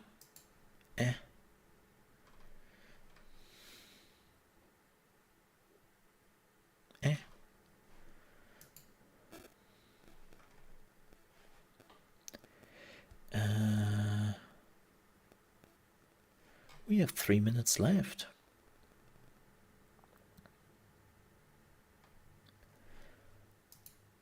Let me see. I will also record this, by the way.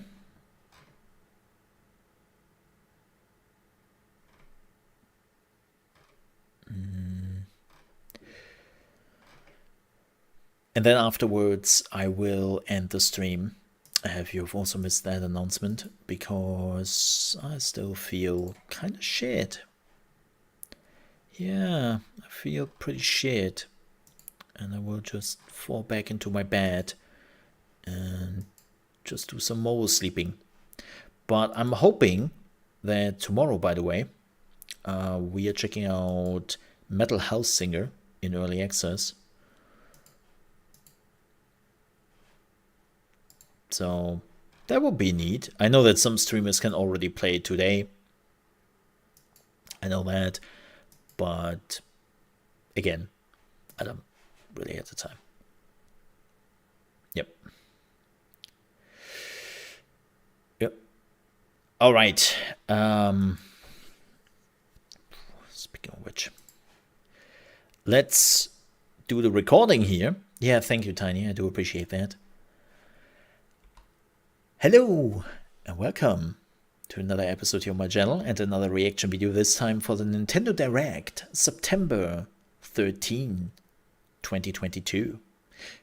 This is a roughly 40-minute Nintendo Direct about all the Nintendo Switch games which are probably launching this winter. So what we do know is, or well, not know, but it has been rumored through sources which have been very reliable, that Zelda will get 2 remasters, one for Wind Waker and the other one for, I always forget. I'm not too big into Zelda. I know, sacrilege. Do you even Nintendo? Yes, I do. My Nintendo Switch is right there.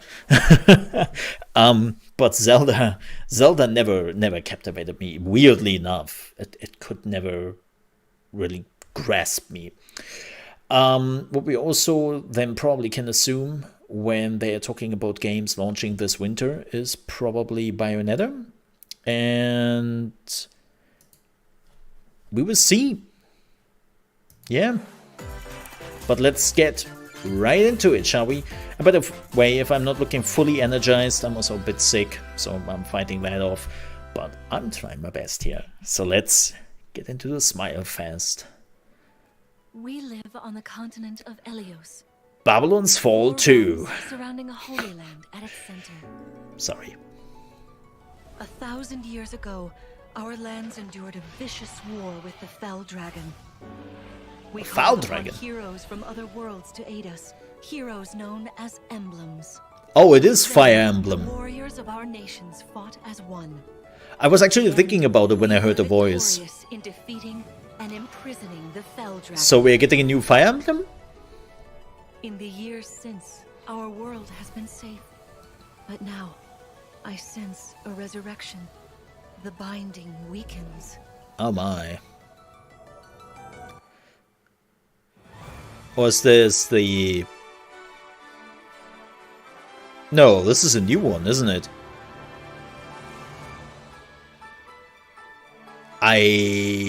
Yeah, that is a new one. Awesome! I think it is. It's not the Three Houses expansion thingy. I'm pretty sure this is a new one. Yeah. Looks good. Engage. You're awake. Huh? You're really Awesome. awake, yeah? 1,000 years? That's how long I've been asleep. That happens to me on a daily basis.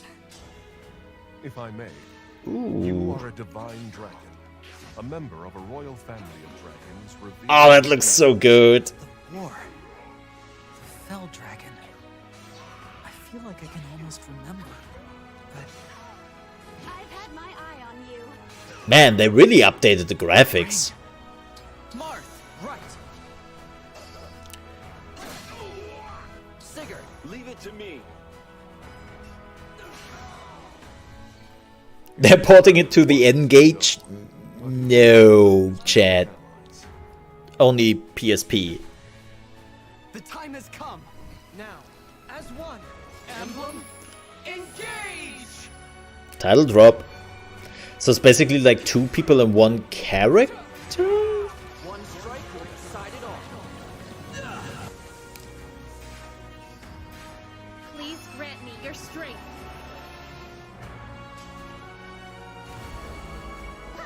It's such a good tactical game. She asked me to gather all of the rings and bring peace back to Elios. I seem to go an easier road on the story this time, though. Like, with Three Houses, they kind of go crazy on the story. Oh, wow! January 2023! Hello, everyone. Awesome! I'm Yoshiaki Koizumi, and I'll be your guide for today's Nintendo Direct. What you just saw was the latest installment of the Fire Emblem series. Oh, we would check that out. Fire Emblem Engage. We would check that In out. addition to the standard version, we'll also be releasing the Fire Emblem Engage Oh, boy. Divine Edition, containing collectible items. Where's my amiibo? Please look forward to What? more information about this game. Where's my amiibo? Wonder Twins activate. Let's take a look at our first batch of headlines. Wait, what? Oh, okay, yeah, this is... Oh, It Takes Two is coming to Nintendo Switch. It's kinda weird May's relationship is on the rocks, that this never came to Nintendo Switch. but it gets even tougher when they're turned into dolls. To get their bodies back, they'll brave an onslaught of challenges where working together is the This only is such way a Switch forward. game. Team up and cooperate with a friend in this critically acclaimed two-player platforming adventure. Even the bumpiest road can be traveled with someone by your side. Venture through fantastical worlds filled with challenging experiences around every corner. In addition to single system play, the game can also be played Nice. on two systems via local wireless or online with a pal via the free Friends Pass. Help Cody and May Wonderful. return to normal. With a partner, of course. It Takes Two launches on the Nintendo Switch system November 4th. Awesome. Pre-orders begin today on Nintendo eShop. That's good news. The forbidden story begins. Oh yeah, it was rumored that there is like a new like Fatal Frame, or well, an addition to something.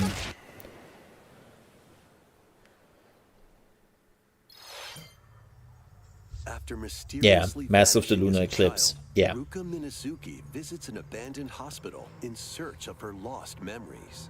I don't know if this is a new one. I'm not into the Fatal Frames. Use the camera obscura to repel evil spirits and uncover the memories that were sealed away. A dark curse looms near. What ancient Yeah, I'm pretty sure this rituals is an will old be one. revealed? Fatal Frame, Mask of the Lunar Eclipse launches for the first time in the West on Nintendo Switch next okay. year. This is a one which never came out here in the There's West. a new hero who looks mechanical? Introducing Wave 2 of the Oh. Xenoblade Chronicles 3 expansion pass for the Xenoblade Chronicles 3 game. Xenoblade. This is Yay. Nino, a new hero. She appears to be, mechanical? What? A robot?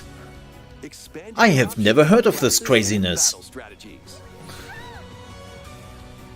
Challenge battles will also be added. Yeah, this is one of those 100-hour Test your mettle in games consecutive which battles I against just tough enemies. don't have the time for anymore. Defeat all enemy waves to earn rewards. Challenge even stronger enemies to earn valuable accessories. Like even if you and just special focus outfits. on the main story, it's like, yeah, 80 hours. More hero and gameplay additions will arrive in Wave 3. Wave 2 of the Xenoblade Chronicles 3 expansion pass launches on Nintendo Switch October 13th. It's kind of weird that they're adding new characters, even though this is more like a story-focused Get drawn game. into these Nintendo Switch games. Nautical nonsense begins when SpongeBob and Patrick make a wish that Of course, this is unravels coming to the fabric Nintendo of the Switch. universe. Yeah, that In makes this sense. 3D platforming adventure, you'll travel through portals to 7 outlandish wish worlds, like prehistoric kelp forest and Wild West jellyfish fields. Explore using all sorts of wacky moves, don over 30 fantastic cosmic costumes, and meet your favorite Bikini Bottom residents from the TV I might series, actually check this voiced by out. their original actors. I love the Soak up remaster. SpongeBob SquarePants: The Cosmic Shake, launching on Nintendo Switch next year. You're already dead. Oh my god, it really is. Hit? Box with familiar characters from Fist of the North Aww. Star. They'll be your instructors in exercise mode. What? Defeat as many enemies as you can with just your fists in battle mode. They didn't want to bring the real Fist of the North Star to the Nintendo Switch, so they Boxing, Fist of the North Star, brought launches on Nintendo fitness- Switch, March fitness stuff to it. 2023. This ain't your uncle's dodgeball. Throw whatever you can at opponents in this hilariously hard-hitting party game. Embrace the absurdity of frantic minigames, each one featuring ridiculous rules in madcap arenas. Customize your character. It doesn't from look safe. with hundreds of accessories. Plus, challenge up to 6 friends and frenemies in local and online play. They won't even know what hit them. Oddballers launches on Nintendo Switch early next year. Okay. A small fox Oh, washes ashore wait, on Tunic a wasn't out island, on Nintendo Switch bringing yet? the unknown in this isometric action adventure Fitness game. of the North The only Star. clue here is And- the manual. whoa, Traverse the island's I see the frames in this interconnected one. realms to retrieve its missing pages. Dangerous traps and even more dangerous Oof. monsters lurk around every corner. Say goodbye to your frames, man. What long-lost secrets will the island reveal? Tunic launches on the Nintendo Switch system September 27th. Pre-orders begin today on Nintendo eShop. New intel has arrived for these front mission remakes. Oh. Full remakes of 2 front mission games are storming in. For a In second, Front I was Mission like, Remake, you'll pilot giant machines called Bonzers in tactical Yeah. turn-based combat. As you progress, you'll obtain skills that can help. Isn't you this also knock coming in to against opponents. PC? You can also test your mettle at the Coliseum. Or am I imagining shit? Continue the battle in the sequel, previously unreleased outside of Japan. Take advantage of additional features like more terrain I don't think so. I think this is weapon and armor Switch only. attributes, and over 80 new skills added from the first game. Front Mission 1 Remake launches on Nintendo Switch this November. Front Alright. Mission 2 Remake will launch on Nintendo Switch next year. And in the future, a remake of Front Mission 3 will also launch on In the Nintendo future. Switch. It's a wonderful life for a new generation. Stardew Valley 2. In nearly 20 years, a beloved farming experience. Oh, Story of is Season. reborn. Damn. Welcome back to Forgotten Valley. Here, you'll manage a farm passed down to you by your father. Not Harvest Moon. Restore and expand your farm as you nurture crops. Care for your friendly Which, animals. like the story between Harvest Moon and Story of Seasons is really Befriend the fascinating. townsfolk while you're out and about in the valley. It's a really fascinating story how You those might two even games meet your came to future be. partner and start a family. Basically, those are the original developers of Harvest Moon, Those around you will grow older as time and goes on. they moved on. Their appearances but they will didn't have the change over license. years. Your child will also choose their career based So- on how you raise them. An especially wonderful farm life in Forgotten Valley lies ahead. That's basically how this came to be. But there's more to Story it. of Seasons, A Wonderful Life launches on Nintendo Switch, summer 2023. It's not as pretty.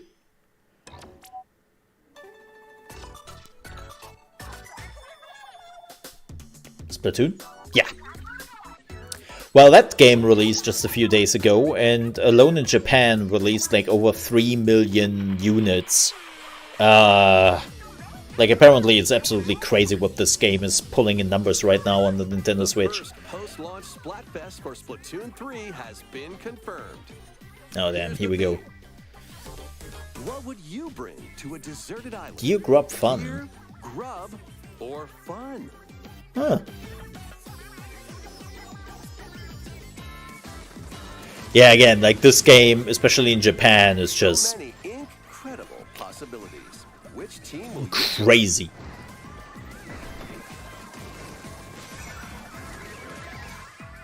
And more free updates are planned for Splatoon 3.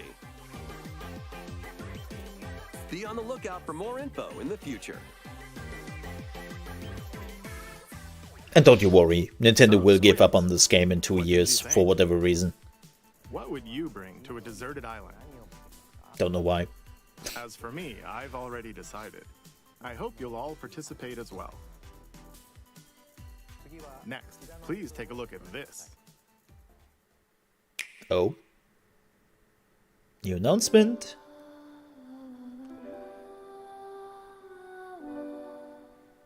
Okay. That might be good or bad. Oh! It's, man. Yeah, Octopath Traveler 2! Nice! A brand new game in the Octopath Traveler series. That's a success with that game. 8 new travelers embark on a journey. You know, because nobody likes to play 2D pixel RPGs or JRPGs anymore nowadays. And bring smiles And it was so successful. just like Mama. I'm hitting the road. I'll be back once I eliminate Like, it's hilarious how they treated this as a small indie game. And they were like, nobody likes to play those type of games anymore.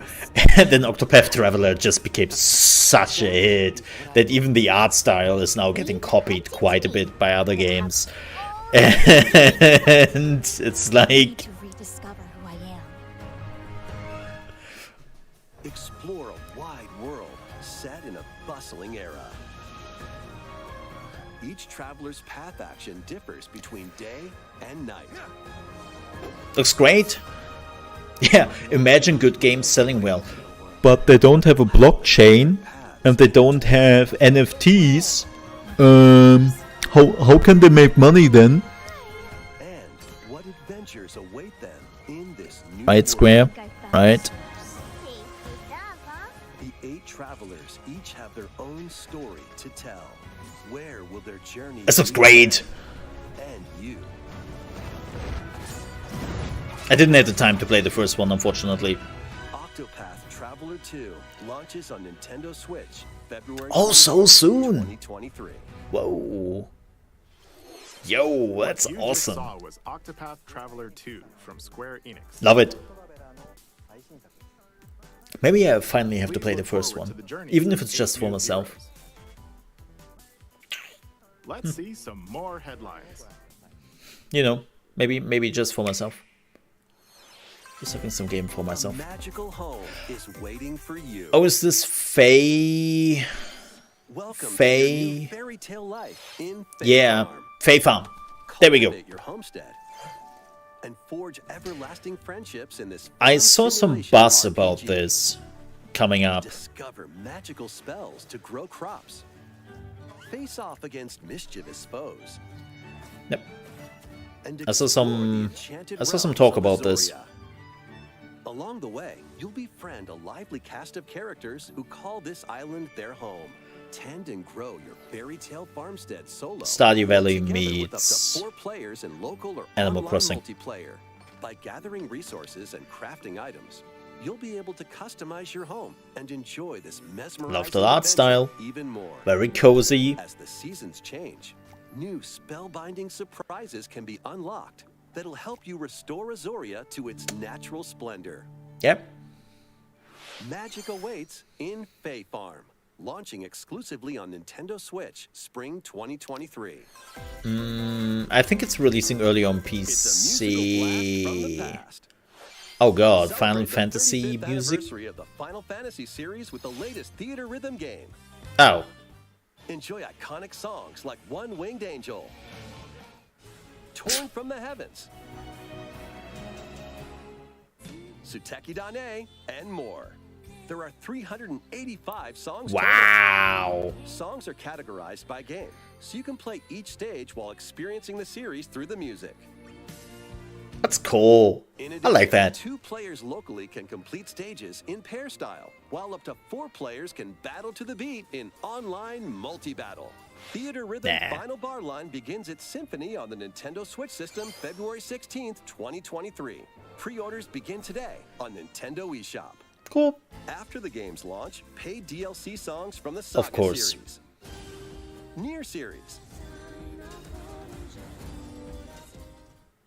Octopath Traveler, That's not Life Final Alive, and Fantasy? more will be released. That's 90 additional songs. Wait, no Kingdom Hearts? Additions containing a season pass It's and 27 extra songs. Kind of including weird what Melodies Square of is Life, sometimes doing will with be Kingdom available. Hearts. Such an interesting property Square has. A cosmic adventure is Oh, just there around we the go. corner. I mean, they showcased this at Blast off on an Ubisoft. adventure of galactic proportions with Mario and the Rabbit. It looks cool. Let's dive into exploration. It looks Freely very roam through all pretty. sorts of I love the art wondrous style. worlds, I love each the one world environment. jam-packed with The fighting looks discoveries. cool. Like, it's definitely a game I could be interested in. Find coins. Wah! Paths. There's the right answer, chat. Help Give out me a lot of locals with their wahs in chat. troubles.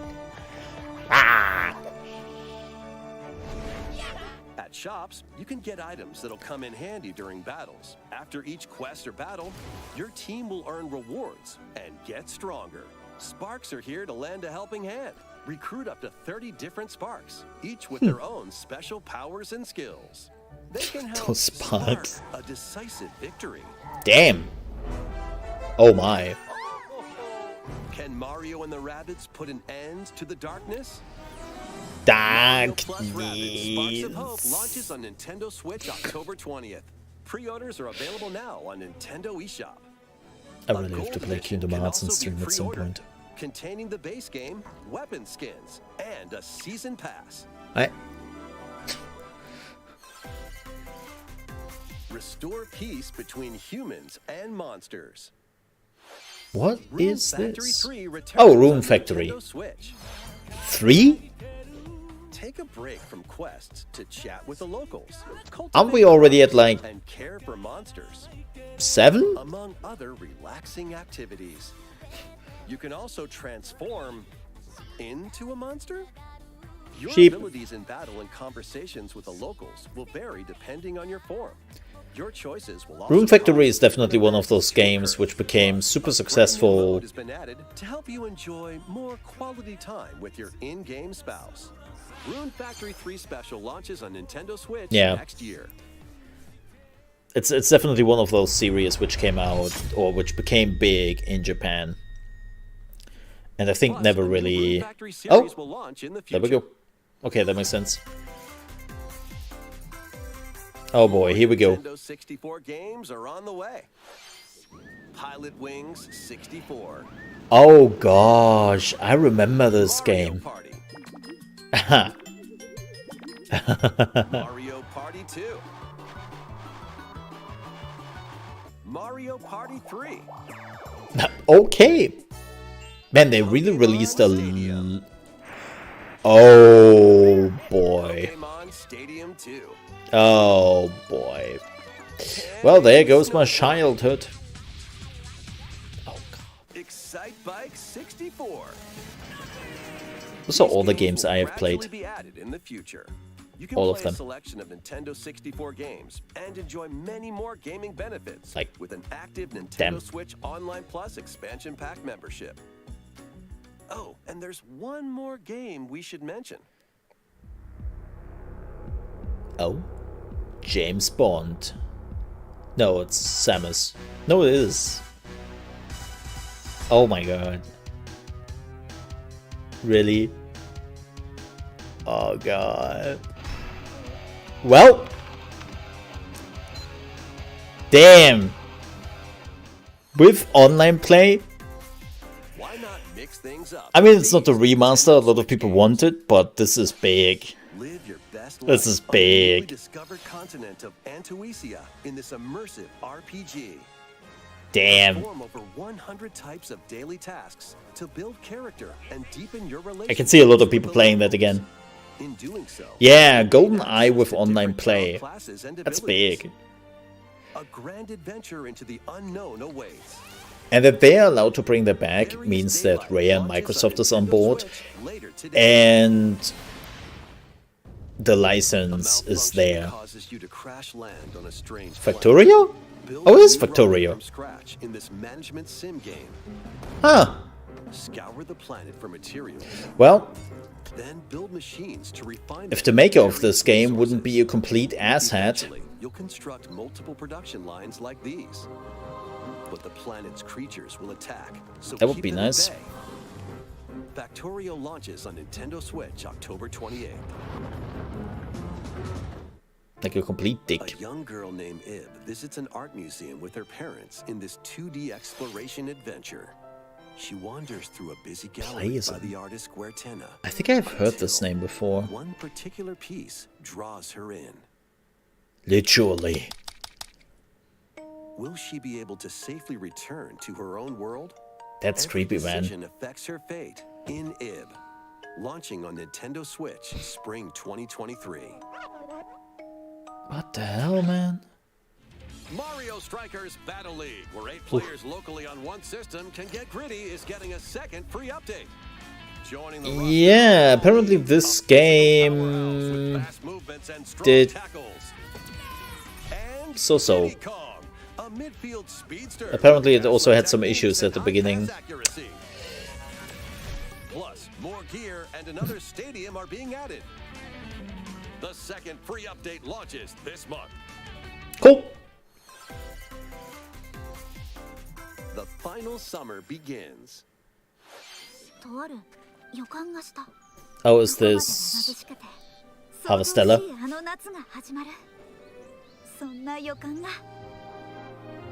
When No, strange islands it's suddenly not. appear, It's Atelier Rose Ryza and 3. friends set sail to investigate in order to protect their homeland from impending danger. Never played any of the Sprawling games. landscapes set the stage for your adventure. Freely explore this vast world and forge your own path in this charming RPG. Damn. 11 heroes from all walks of life will join your party. During battle, work with your allies to activate various skills, which can be swapped out when needed. Teamwork is paramount after all. New features are also in store. The keys to this lively adventure. Lots of keys. And I saw what you did there, announcer. Atelier Rise of 3, Alchemist of the End, and the Secret Key.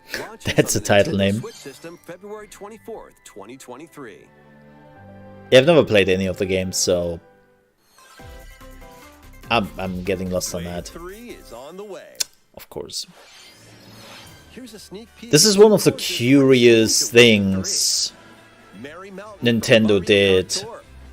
It's like they didn't do anything for this game for years, and then they were like, "Oh yeah, season pass with new stuff." Peach Gardens from Mario Kart DS. Because they probably just realized how many people are playing this on a daily basis, and it would be kinda insane not to capitalize on that. Like, this is Nintendo's biggest game. Still. DLC for the Mario Kart 8 Deluxe game launches this holiday. Like, it's in the league with GTA 5. Active Nintendo Switch Online Plus expansion pack members can enjoy this. I know some people are like, what? Yeah. The DLC can also be purchased. This game is absolutely crazy, selling numbers wise. How was that? Next, we have some news to share about Nintendo Switch Sports. Oh, okay. In the next free update, golf will be added. Cool.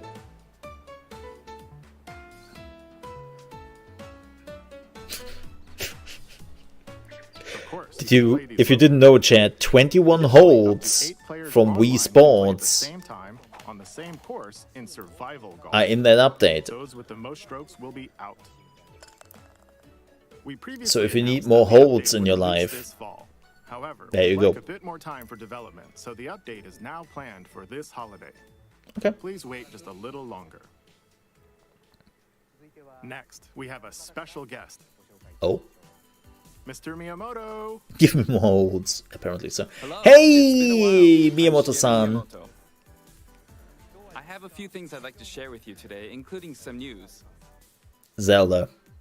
First, lots you of may have Zelda. heard, the Super Mario Bros. Animated movie we're developing with Chris Meledandri from Illumination. Oh yeah, right. Next spring. And Did we Super get a Nintendo trailer? World, which is entering its second year No. at Universal Studios Japan, will also open in Hollywood, California, in the US. Oh. Recently, we've been working on the finishing touches for both. That's cool. Not living in the I'd like to US, talk a so little bit about I'm Pikmin. missing out on that. It's been over 20 years since the first game, and we're still working on the series. This is Pikmin Bloom.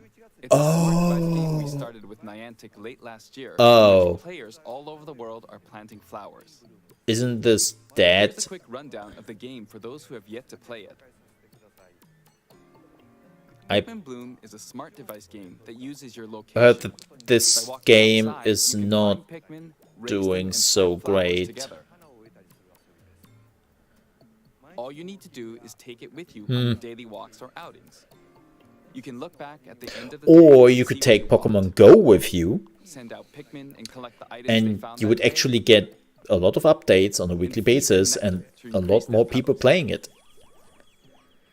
You know, So how many steps Just did an we idea. take today? just an idea. While you're out and about, you can also use the AR feature to take photos with Pikmin. Pikmin are all around you. Let's take a quick look at my screen.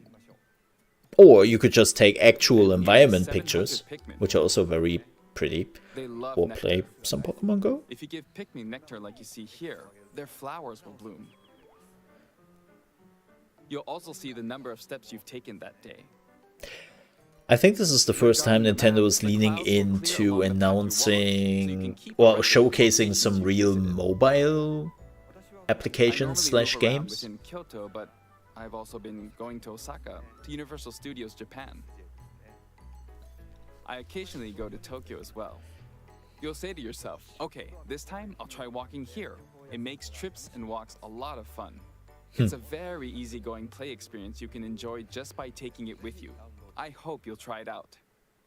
Okay, now... I mean, if it helps to get Please people take a look at this. to like take a walk, sure. A new Pikmin? Like a real Pikmin game?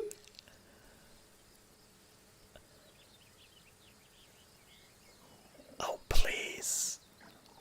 I think it is. Yes!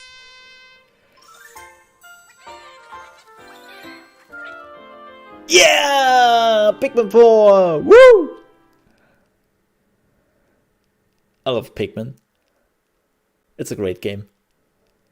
That's right. Pikmin 4 will launch in 2023.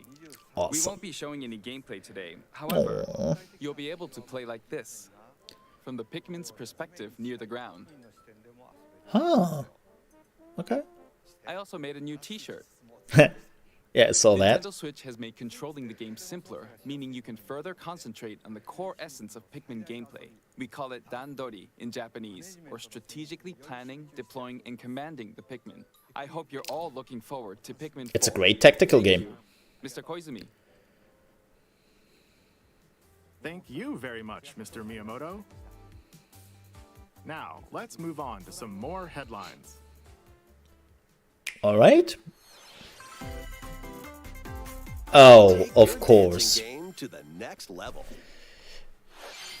Bada boom, bada bomb. I am not listening to that because the MCA, like we have already seen it at the Ubisoft presentation, and I mean it's just dance. It's just dance here. Like, yeah, I will.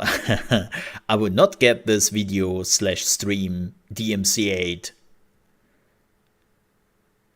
Just we can listen to like 10 seconds of music from a dance game. Not doing that. I mean, it's just dance. I cannot really say anything about it. It's a huge success on the Nintendo console. It has been since the Wii came out, and people love it. So, you know, not much to say here.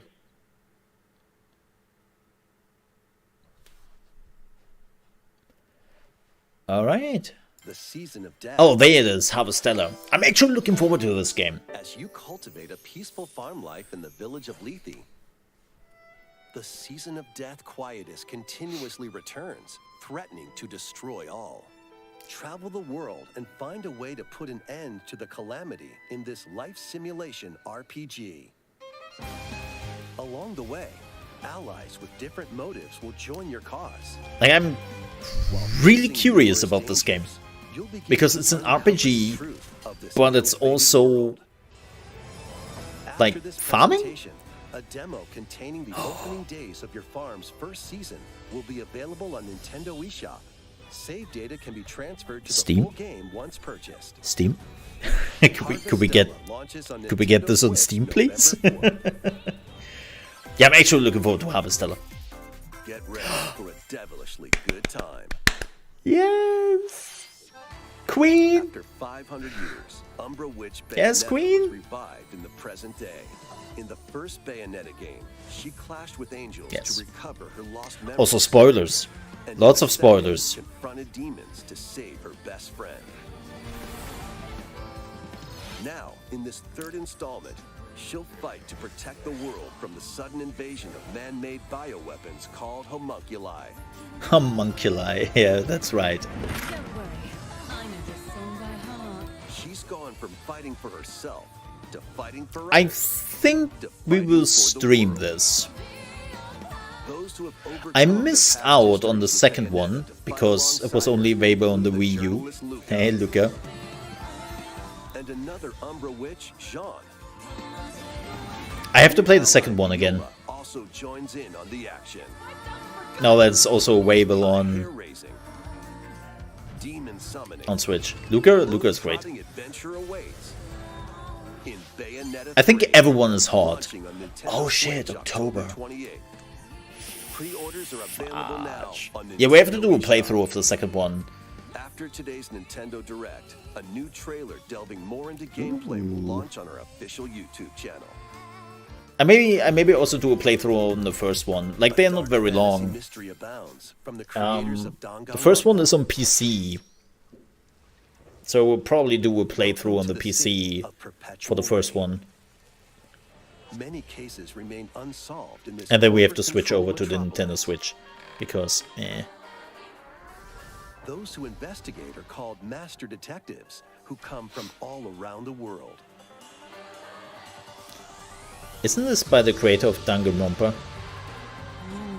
This is by the creators of Danganronpa. This is the new game. Yuma, an amnesiac detective. Of course. And Shinigami, the spirit haunting him after their pact. This is so Danganronpa design. I love it. As a trainee at the detective agency. Oh wow, they're going like open world. Crime scene to gather clues and evidence. Damn, even the music is Danganronpa. Shinigami will conjure a realm tying the crime scene to the truth. A mystery labyrinth. Okay, that's obstacles a and bit of manifestations Persona? of mysteries to edge closer to the actual events. However, mystery phantoms will attempt to hinder your progress during each case. Avoid their barrage of falsehoods and slash through contradictions. Uncover the secrets of Master Detective Archives Rain Code, launching first on the Nintendo Switch system spring 2023. Nintendo Switch, that means this is also coming to PC and I would just wait. Enter the village, if you dare. Yeah, we'll play Raincoat when it comes to... Latest installment in the Resident Evil series is coming to Nintendo when it comes to Switch PC. as a cloud version. Oh, Ethan Winters must face the horrors of the village and its 4 fearsome lords to rescue his abducted daughter. yeah. Unfortunately, so far, the cloud versions on Nintendo Switch have been, like for most games, You can download and try out the free demo today on Nintendo eShop to pre-order the full game. been rough. The Winters expansion DLC, containing a new third-person mode, additional story content, and more, will launch December 2nd. And also a lot of people are wondering about 3 other recent entries in the Resident like, Evil series will be available as cloud versions on Nintendo. if it is a Switch cloud version, this year. what is this running on? Because most cloud versions don't look that great. So it's a bit... It's an action-packed lineup of Nintendo Switch games. Oh, scissor reel. To avenge your father in this kung Sifu. fu action brawler. By thrusting, tripping, and parrying opponents, you'll break their stance and gain the upper hand. Yeah, this makes sense that this is coming to a Fall in Nintendo Switch. combat, and you'll get older and weaker. In turn, however, you'll learn new techniques to complete your mission. Can you exact revenge before your time runs out? Nope. Sifu pummels its way Never onto managed that. Nintendo Switch November 8th. Like, the Pre-order fighting was today on amazing. Nintendo eShop. I just didn't like anything else. Experience the events leading up to Final Fantasy VII in this Oh, boy. exhilarating action RPG. Zack Fair's Crisis young Core and Reunion ambitious is also coming to soldier Switch. aspiring to become a hero. Together with Sephiroth So and wait a Cloud, second, Square. he You were telling me investigates that you were appearances bringing the remaster This slash remaster remake features enhanced HD graphics, an updated of this combat game system, and new to sound Nintendo Switch, but you cannot bring Crisis Kingdom Core Hearts Final 1 and Fantasy 2 VII to the Reunion Nintendo Switch? Launches on Nintendo Switch December 13th. Huh? The classic arcade Huh? shoot 'em up Radiant Silvergun is coming to Nintendo Switch. Oh god. Fire different types of weapons to take down waves of enemies. Defeat multiple enemies of the Bullet same color hells. for a chain bonus, Nope. or take down differently colored ones for a secret bonus. Nope. Rack up these bonuses for a high score. Radiant Silvergun launches on Nintendo Switch later today. Was never my type of Team games. of shipwrecked heroes Oh, and Endless make your way Dungeon. out of a I'm actually looking forward to space this. station in this roguelike game set in the endless universe. But it's not as easy as it sounds.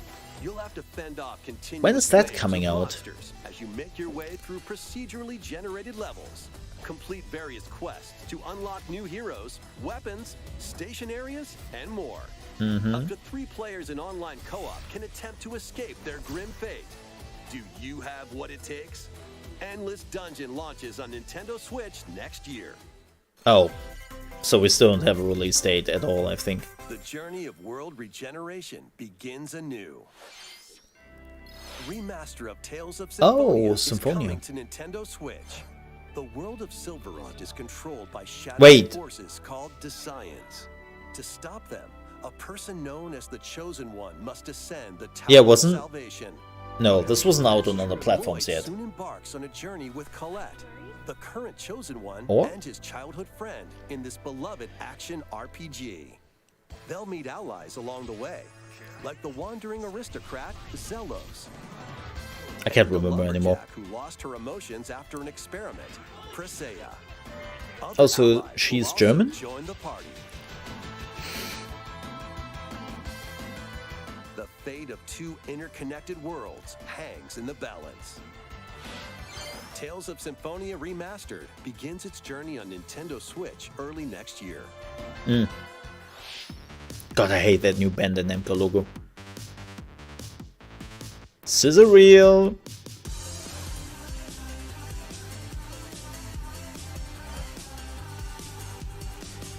And this would get DMC8.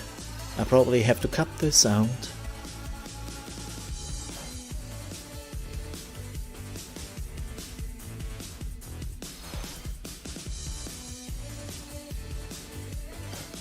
Not that you will miss much.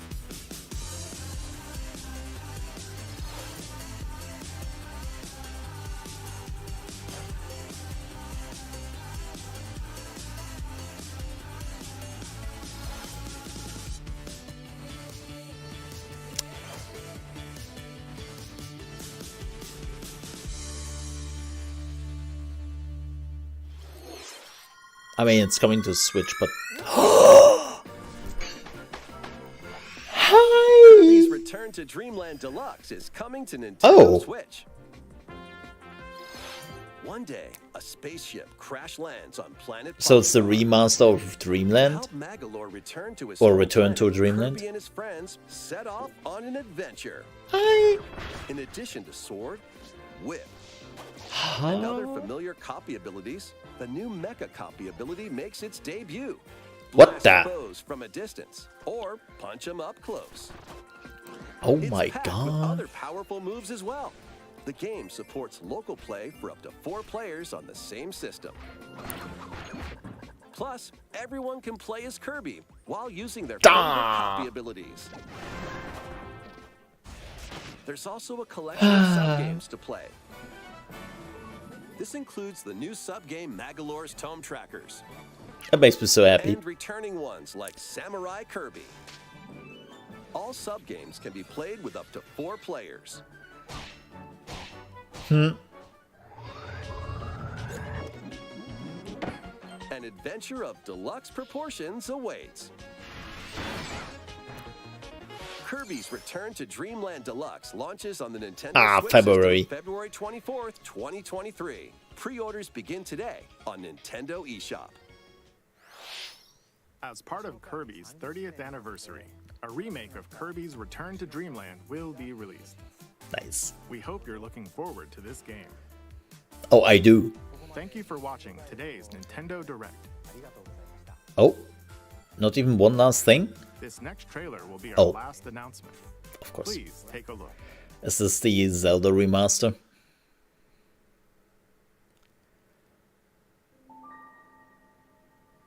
Yep. That's some Zelda right here.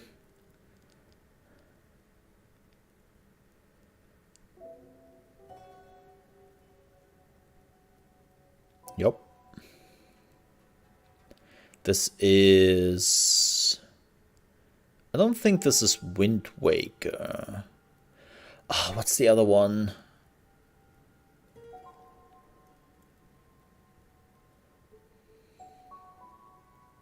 Yeah, as I said before, unfortunately, I have zero connection to Zelda.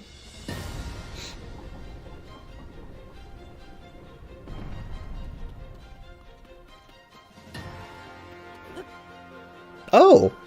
Oh shit, this is the new one. Is it? Yeah, it is.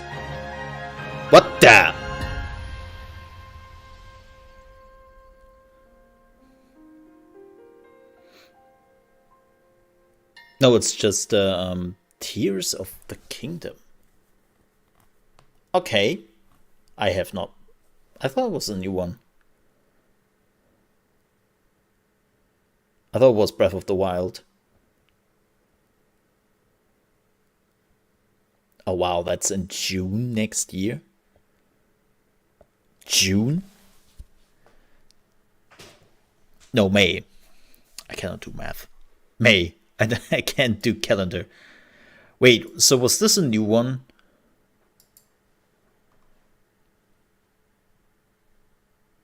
Like, wait. Okay, let me go back. What was this? The Legend of Zelda: Tears of the Kingdom. Like, I have never heard of that.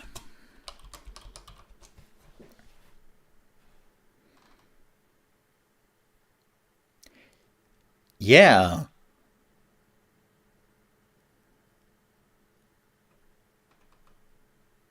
Is this basically Breath of the Wild 2, but they now have like an official title for it instead of just calling it Breath of the Wild 2? It is the new one, right? Because it definitely looked like, for a short one, it looked like the new one. And then the title was just confusing me.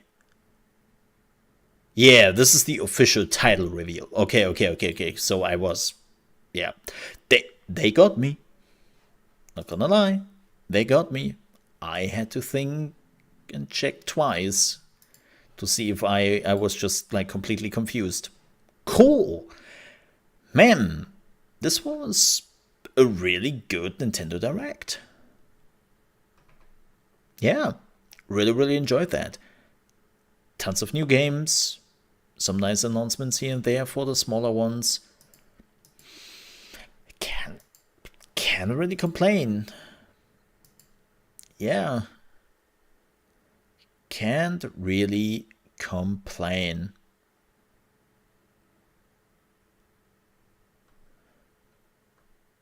And of course, let's not forget,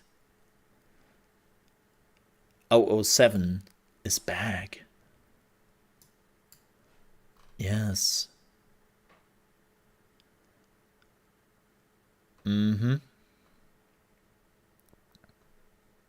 So that's neat. Yeah, Tears of the Kingdom.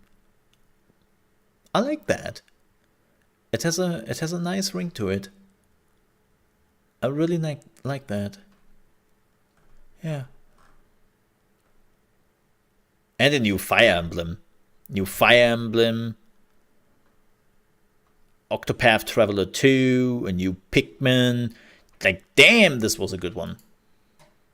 That was a good one. There were so many good things in here. I really enjoyed that. All right. But with that said, folks, we are wrapping it up here. Thank you so much for watching this. If you enjoyed my commentary and all the announcement, I would appreciate if you leave a like. If you want to see more reactions and commentary, we are also doing gaming news here on the channel. We have a live stream from Monday to Friday, starting at 8 a.m. ET, that is 1 p.m. UK time, and 2 p.m. Central European time, where we are talking about gaming news, and I was playing the newest games. There are also more standard videos coming here on the channel again, which very soon, with the Diablo series continuing. And if you enjoyed all of this, I would appreciate if you might consider to subscribe to the channel, because it helps me out in a great way, and we are pretty close to 2,000 subscribers. So again, thank you so much for watching. See you next time. Stay safe. Bye-bye. Cut. Okay, so we're out. Well, we are done with the video. I'm not done with the live stream yet. It will happen. It will happen. Yeah, folks, thank you so much for watching. I will be back tomorrow at 8 a.m. ET. Hopefully I will be fit again, but I think it will be alright. And then I don't know what we are playing tomorrow, to be honest. Like there are two options here. We are playing Metal Hellsinger in early access, if we're getting one. No promises. Or we are playing something else. And I just don't know what it is yet. Yeah, we will see. I will make some decisions. But again, with that said, thank you so much for watching, folks. I really do appreciate that. And sorry if I wasn't like 100% in the stream today. So, oh wow, a little bit of extra news. Before we are leaving, one last extra news I want to throw out here. One last thing. The small little fine print Nintendo has forgotten to mention again, because, you know, Nintendo being Nintendo. Of course, GoldenEye is also coming to Xbox Game Pass day one with 4K textures and support and all that, better frame rates, and of course, multiplayer online. You know, small details we can just forget sometimes. Nothing too big. Right. Small details. So yeah, it's coming also to Xbox Game Pass. And to Xbox, of course, 4K resolution, high frame rates, split screen local multiplayer, online multiplayer. And yeah, again, small little detail. All right, but folks, I have to get out of here. Thank you so much for watching. I see you tomorrow. Till then, have a good one. Bye bye. Ka-ching!